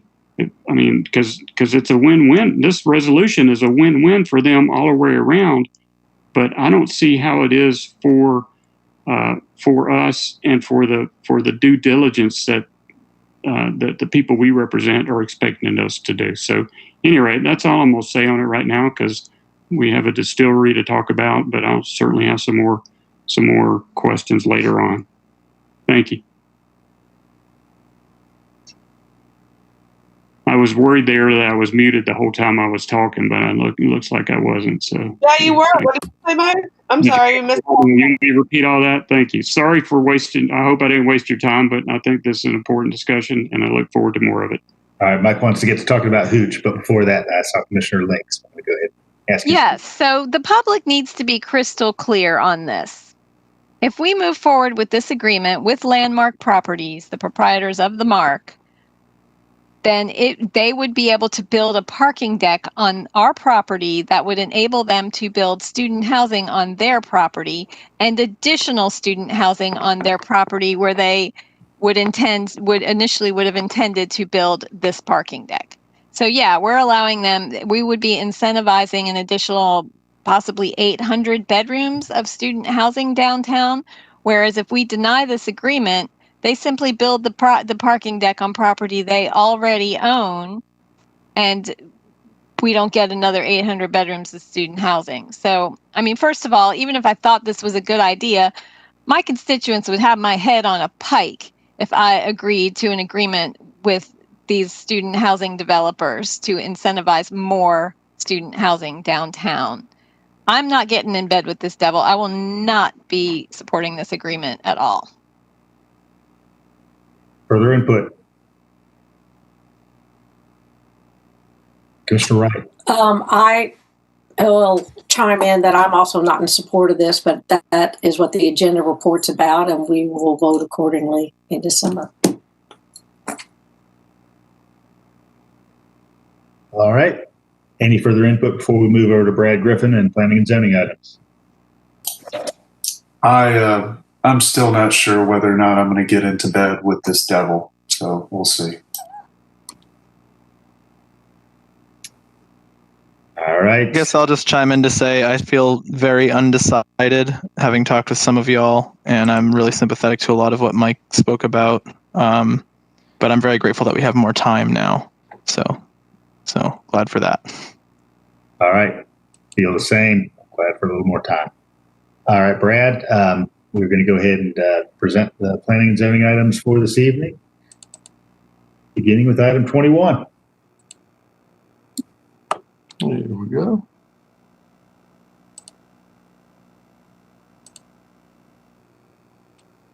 Okay, can you hear me, Mayor? Okay, great. 3 items for you tonight. First item is a special use in our RM1 zone along Lexington Road, 1825, 85, and 89 Lexington specifically. Purpose of the special use is to develop multifamily residential within the airport overlay. So I've talked about that. It includes 4 mixed-use buildings up along Lexington Road, 7 standalone residential only buildings totaling 156 beds to the rear. It is compatible with the underlying zoning. As I stated, it's here in front of you because of the issue with the airport and proximity. No change to the future land use category of general business or traditional neighborhood required with this. So you see the property here. Just for reference standpoint, this is where Putt Putt used to be on Lexington Road and the tractor sales property here. So it consists of these 3 parcels that extends back with a long tail that goes off to the northeast. You see the existing zoning there, split zone, general business or commercial general up front along Lexington, and then RM1 to the back. And probably, and again, what's driving this is what you're looking at here. This property sits within all three of the airport approach areas that we regulate. This runway protection zone, or RPZ, which there is no development currently proposed in it. This is kind of like the no build zone. It's in very, very close proximity to the end of the runway, and I'll show you that in a minute. The approach here has some of the buildings, and then transition has the balance, but both transition and the approach require special use approval for this kind of development based on review of the airport authority. And just to give you a little better picture, moving way out, here's 927 that runs east-west.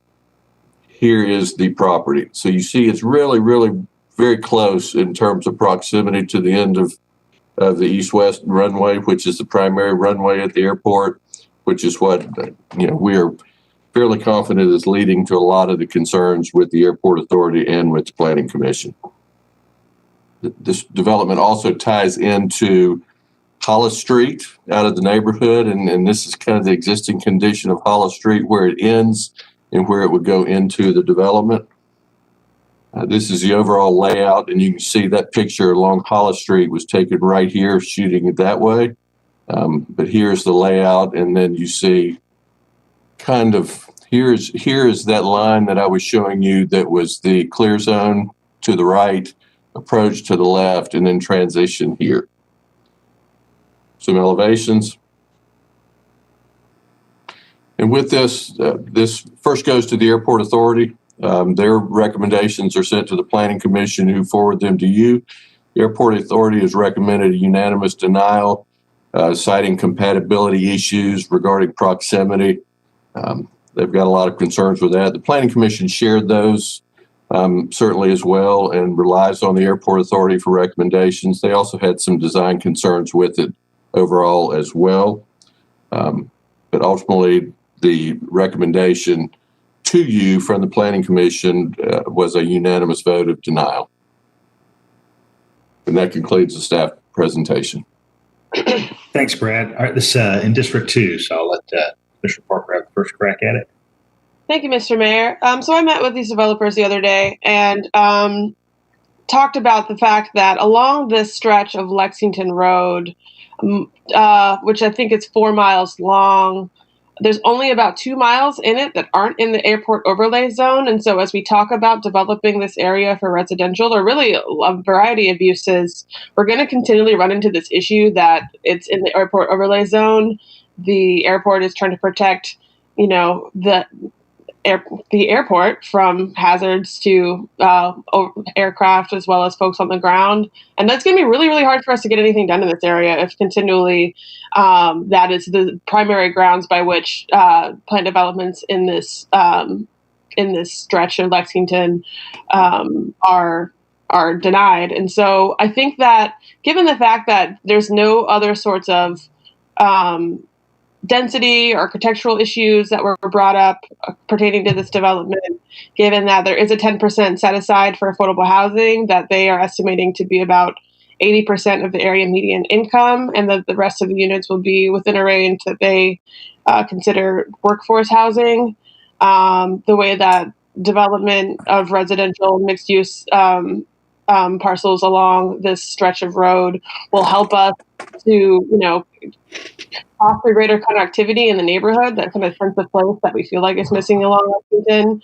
I don't really have a problem with this, actually. I did want to ask Planning Director Brad, just to clarify that the issues with the airport overlay were the only concerns that the Planning Commission had that caused them to vote unanimously to deny.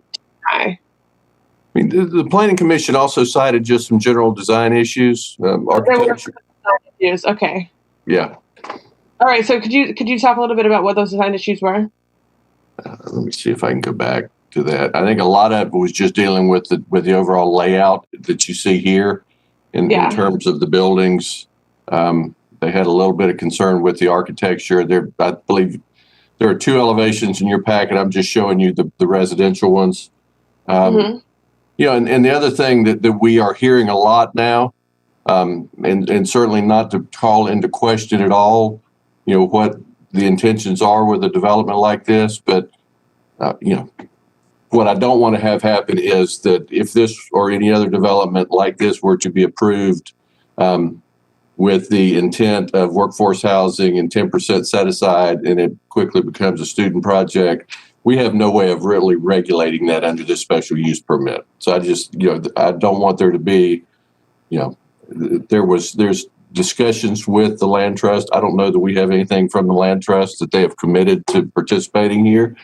I think the other real concern from the Planning Commission standpoint was that you do have the access onto Lexington Road, but you also have the secondary road here on Hollis.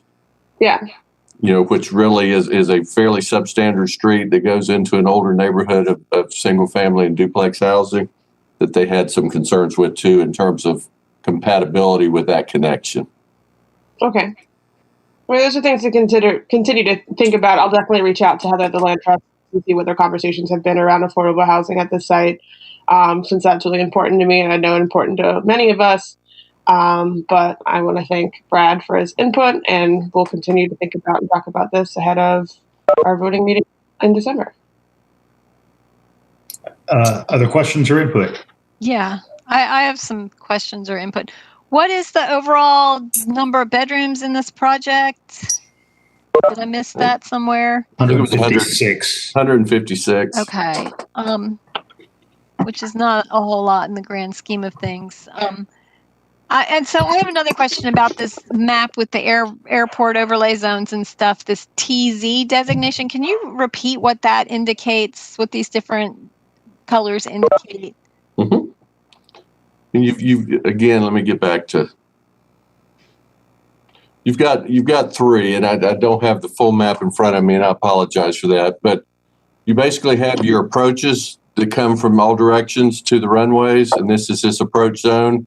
This particular approach zone, begins in this location, and it continues to fan out, and it goes all the way almost to Sanford Stadium in kind of an expanded cone. And so that is the area in which the is primary... that the TZ zone that goes to Sanford Stadium in an expanded cone? Is that what you're talking about? The transition zone are kind of the edges of the approaches, and then along the runways to the next one.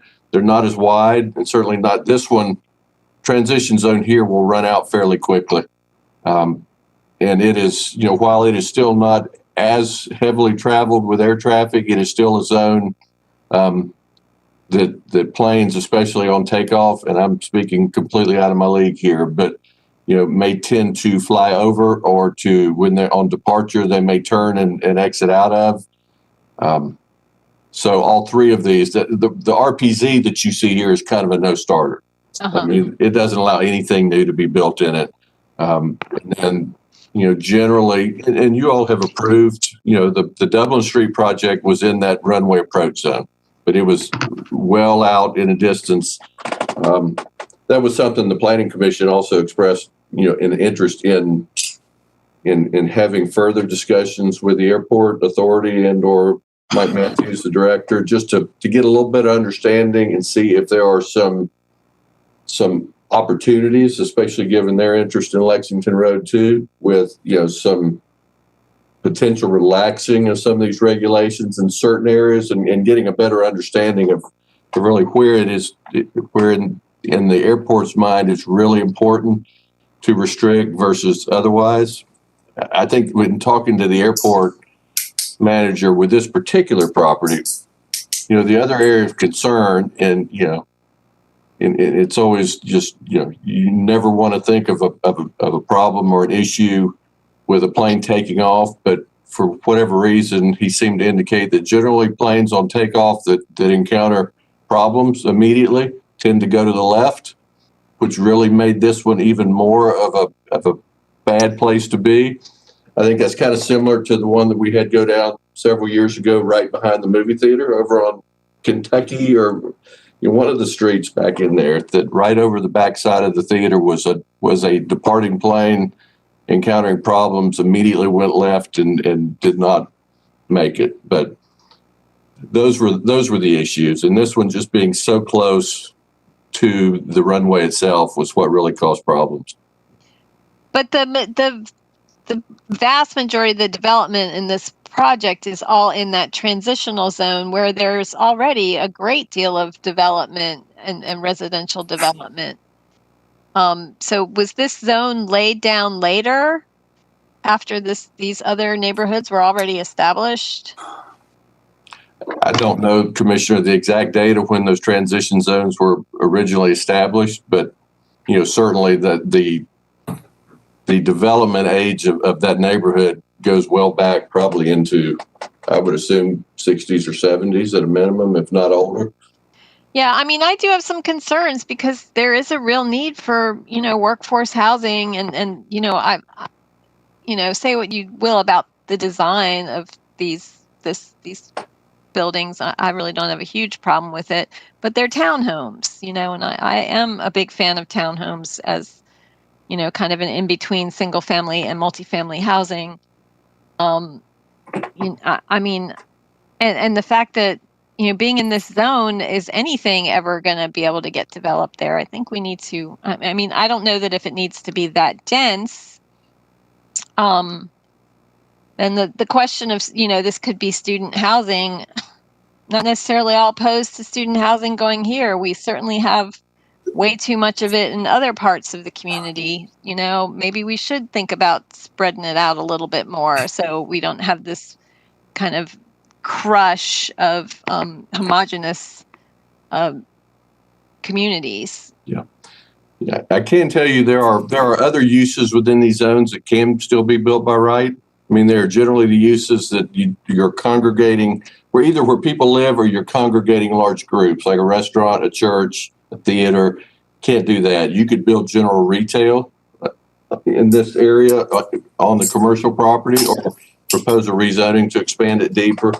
Any of the office uses are permitted by right. More of the manufacturing potentially. So it's not as if there are not other uses, but I certainly hear what you're saying.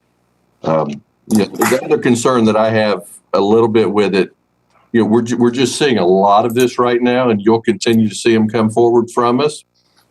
It's a little bit interesting to me that all of a sudden within the last 18 months, just about every multifamily project that's coming in here says that it's workforce. And I can only trust that it is, but we have no mechanism right now to ensure that it is, other than them calling it that.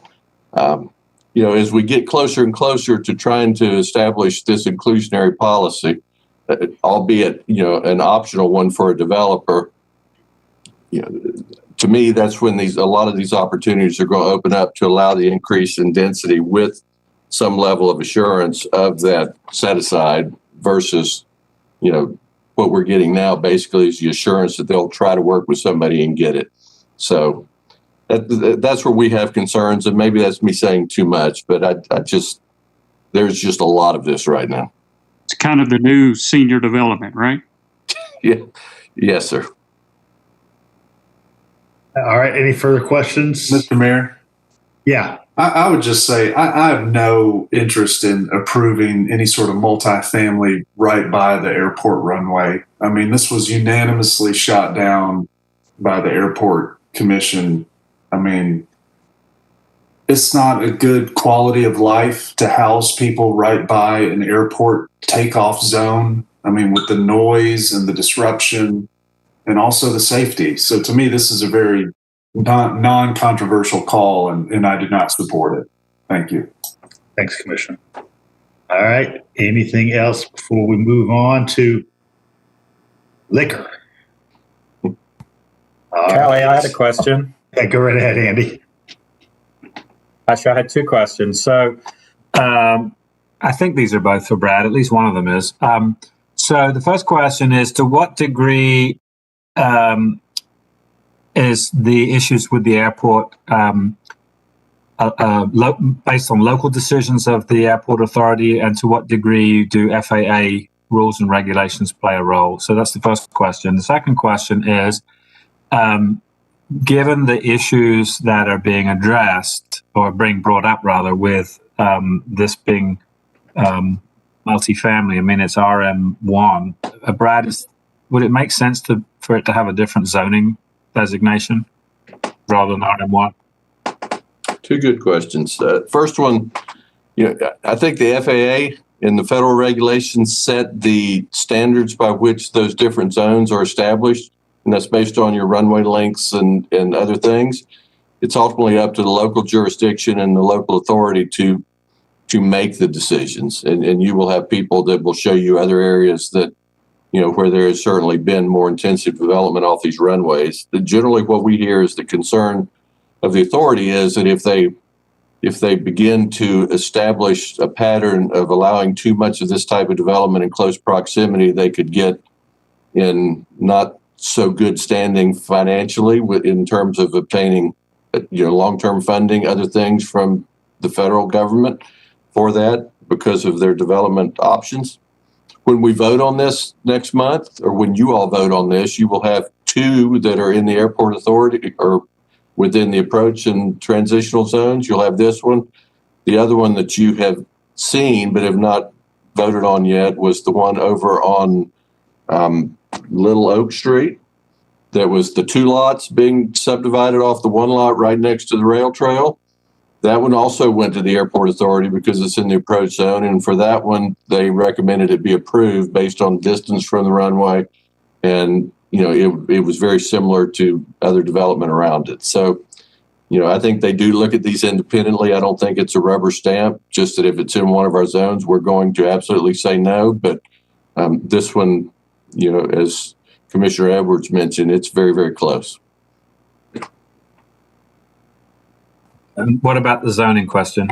I think it makes a lot of sense. If you've got, if I were on the other side making the argument on behalf of the property owner, we've got property owner that has been zoned this by the county, and then we're being told we can't develop it for its primary use. Now, there are other uses in RM1 that could be built, but, that one, to potentially even extend the commercial general, eliminate the RM1 and do more of a heavier commercial zone. There are retail uses, things like that can be built by right within that zone where apartments cannot. Okay, thanks. I do agree it's going to be very noisy if you were to live out there, and maybe it can become, if it's commercial general, maybe it can become a leaf blower factory. I thought we were getting somewhere tonight, but I had no idea how productive and fruitful this conversation would be. But Andy, I think you asked a great question. It's not unlike the question we had many years ago when we recognized that we weren't going to have a sewer system in an area that was zoned, I think at the time, RS15. If you don't have the underlying opportunity to do what the zoning says you could do, does it make sense even to have that zone in this area? Well, and that was really kind of where I was going. If this is constantly going to be an issue with this zoning, where every time the owner comes and says, I want to do multifamily townhomes or whatever, and the answer is always going to be no, then, I think it's incumbent upon us to maybe wonder, to rethink what the zoning should be out there and what would be compatible given how close it is to, to the runway. And I don't know enough about the runway operations to know whether that area is mostly used for aircraft that are taking off into the wind, or whether it's mostly used for aircraft that are landing, or whether it's just, 6 of one and half a dozen of the other. But that may play a role as well. Brad, I see a work opportunity coming up in our future. Well, that's what I was just going to say. That, the Planning Commission has a lot on their plate, and they're anxious and eager to keep working. But this was also something that they had expressed interest in, and I know they would be interested in looking further at the Lexington Road. They've asked that I resend them the 2 studies on Lexington. They really want to kind of dig into it, and because I think they feel the same frustration, that they agree with the proximity issue, but is there something better we can do to encourage development along this corridor? All right. Anything further for the good of the group on this item before we move on to the next one? All right. So go ahead. Oh, back. Yeah, I just wanted to share briefly. This could open a can of worms I don't think we should get into too much tonight, but when we're thinking big picture about what to do to encourage development along this corridor, I'd like for us to think critically about whether overall the airport is the best way for our community to invest resources. There's a real need for housing and affordable housing in Athens, which also contributes to the tax digest. And my understanding, please correct me if I misunderstood this, Manager Williams, is that any revenue that's gained through the airport has to go right back into it. Is that correct? Yes, sir. I believe that is a FAA rule, and I can clarify that. So yeah, just thinking in where where and how we want to generate revenue, and then where that revenue that's generated needs to go, thinking about the need for affordable housing, to me, this brings to mind the serious question of whether an airport needs to be there more than affordable housing or other things that could be built in that space and around that space. So I don't think now is the time to really dig into that, but that's definitely a conversation I'd invite to have, and I can certainly be convinced by others to think about this differently. But thanks, Commissioner Houle, if I might just qualify, Come on. this is a fine detail, but if there's taxes paid on airplanes that are housed at the airport, that doesn't have to stay with the airport. That's a tax revenue. But if fuel is sold on the airport, those revenues would have to stay on there, that type of thing. Sorry. Thank you for the clarification. And Commissioner, I can follow up with some conversation with you later on too. All right, ready to move on to the next one? Let's talk about gin instead of apartments. How about that? Thank you. 1015 Macon Highway. This is a special use, which it currently has on it in a commercial office zoning with conditions to a commercial neighborhood zone. Rezoning, the special use was for a fraternity, which was the most recent use of the property. It's one parcel, just a little over 2 acres. It's a former residence that the current owner believes probably dates back into the 1860s when it was originally built and was associated with the mill there at the creek along Macon Highway.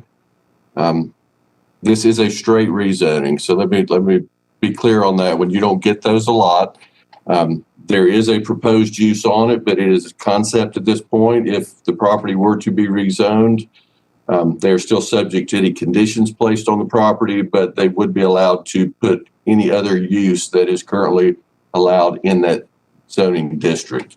Some of those uses are bakery, retail, restaurant. The property is pretty limited, and I'll show you what I'm talking about in a minute, but there is currently a condition on it that the old house has to be retained, the exteriors of it. You can't tear it down. I think in combination with that and the fact of the topography along Macon Highway, it sits way up off the hill and you can't remove it, it really is going to limit a lot of those uses typically seen in commercial neighborhood that we may not think is appropriate. I'm not sure vehicle repair or a gas station or, those types of things would ever really be appropriate here based on the limitations of the site. You see it here on Macon Highway. This is just south of the entrance to River Club Apartments that you see there in the aerial, and that's the view from Macon Highway. The driveway for this property, which is up here on the hill, so you can see the topography, actually comes off of the River Club entrance in this general location right there. And there you can see the driveway up off River Club's driveway, existing house. The condition currently is that house has to remain, and it sits up pretty high on a hill off of Macon Highway, which you see here. Commercial office to commercial neighborhood, still compatible with future land use. It has existing commercial improvements. It's an isolated zoning designation. It's still compatible with the land use plan, but given the fact that there's no similar commercial neighborhood zoning around it, it also, you put that into play where it would be extremely difficult for this property to be combined with adjacent to do a larger development because it's not zoned around it to do the same thing. Topography and the condition that the house has to stay, and you're really starting to limit uses. What the applicant's asking to do is to build an additional building to the rear of this. The additional building would be back in this location, and do a small gin distillery where they would be making their own gin. The house would primarily be remodeled for a tasting room and special event facility and things like that associated with the use. Parking's already in place. And again, it's proposed, we certainly, it sounds like that is the plan moving forward, but it is conceptual at this point. recommendation from the Planning Commission, they felt like it was appropriate as long as the condition remained in effect regarding the structure being retained. And they are recommending approval of the change to CN with a unanimous vote. All right. Unsurprisingly, this business type was attracted to District 10. Yeah. Commissioner Hamby, I'm sorry to inform you that we can't approve this right now. But if you'd like to provide some input, we'd be happy to hear. Now, see, this is one I do agree with. So for District 10, I've met with Rob Woods, who's working on this project, and I wish him some good success in doing it. I think it's a perfect location for what he's trying to do. It's a gin distillery and 100 barrels. I don't think that's going to be quite enough for Commissioner Herod, but it's a start. And I think it would be the first of its kind in Athens, I believe. I don't think we have any other distilleries, if I'm not mistaken. I hope I'm not mistaken on that one. Got several breweries, but I think this will be, certainly too. This is a changing location, changing by the fact that it's becoming some opportunities available here. Down the street is Puritan Mill, which certainly could see some redevelopment. Hopefully, in the future, at some point in time, it certainly could use it. But I think I'm pleased that this is coming forward, and I'm gonna be pleased to support it. So, thank you, Brad. Appreciate it. Appreciate the Planning Commission looking at it.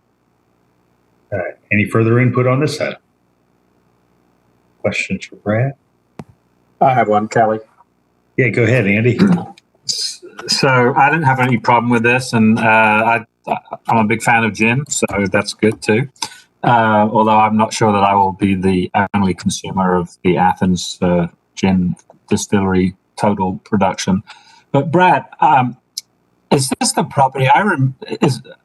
Maybe I'm misremembering, but we dealt with this one several years ago, and there were some weird kind of like conditions that went along with using this piece of property, right? Because it was permitted for fraternity use, but I seem to recall that, and maybe I'm misrecalling, maybe I'm thinking of a different property, but I thought that there were some restrictions on not just that the house couldn't be taken away, but that there were some other restrictions on maintaining it kind of in its status, or maybe the grounds or something. Do you remember when we discussed this several years ago?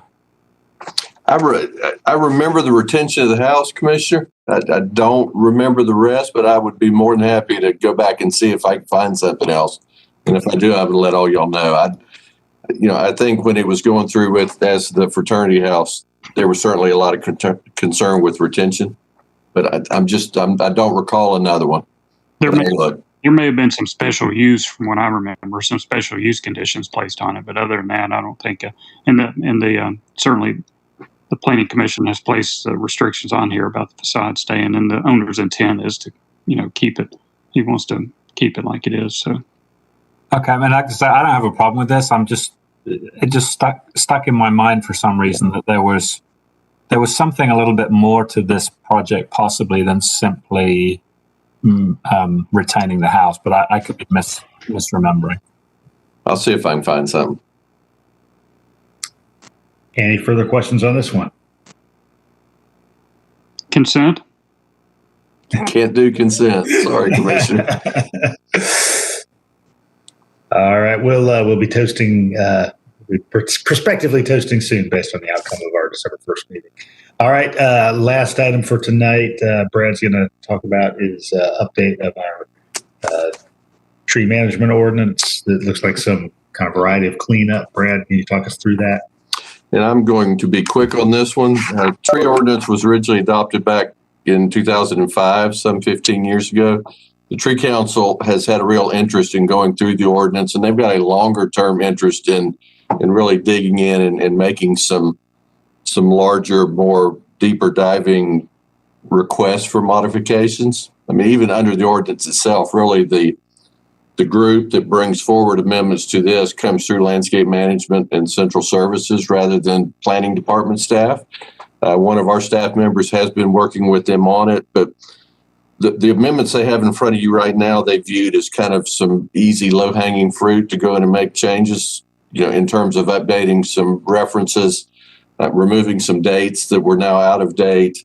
And that's really what you will see as you move through here, is it's really just some cleanup language and some changes to, instead of just calling something technical standards, calling it the American National Standards Institute technical standards. Those are the types of things throughout. Really no substantive change at this point, but they require the amendment, and the Planning Commission is recommending approval of all of them. And if you ask me any detailed questions on this, I'm probably going to have to get back with you, because we did not work on this. Anything that you would like Brad or staff to investigate? All right. All that talk of alcohol made everybody thirsty. Makes everybody happy. Yeah, I should have put that one first. All right, everybody. Thanks for your hard work tonight. Really appreciate it. And at 10:18 Eastern Standard Time on the 17th of November, we're signing off. Y'all have a good night. Hey, everybody.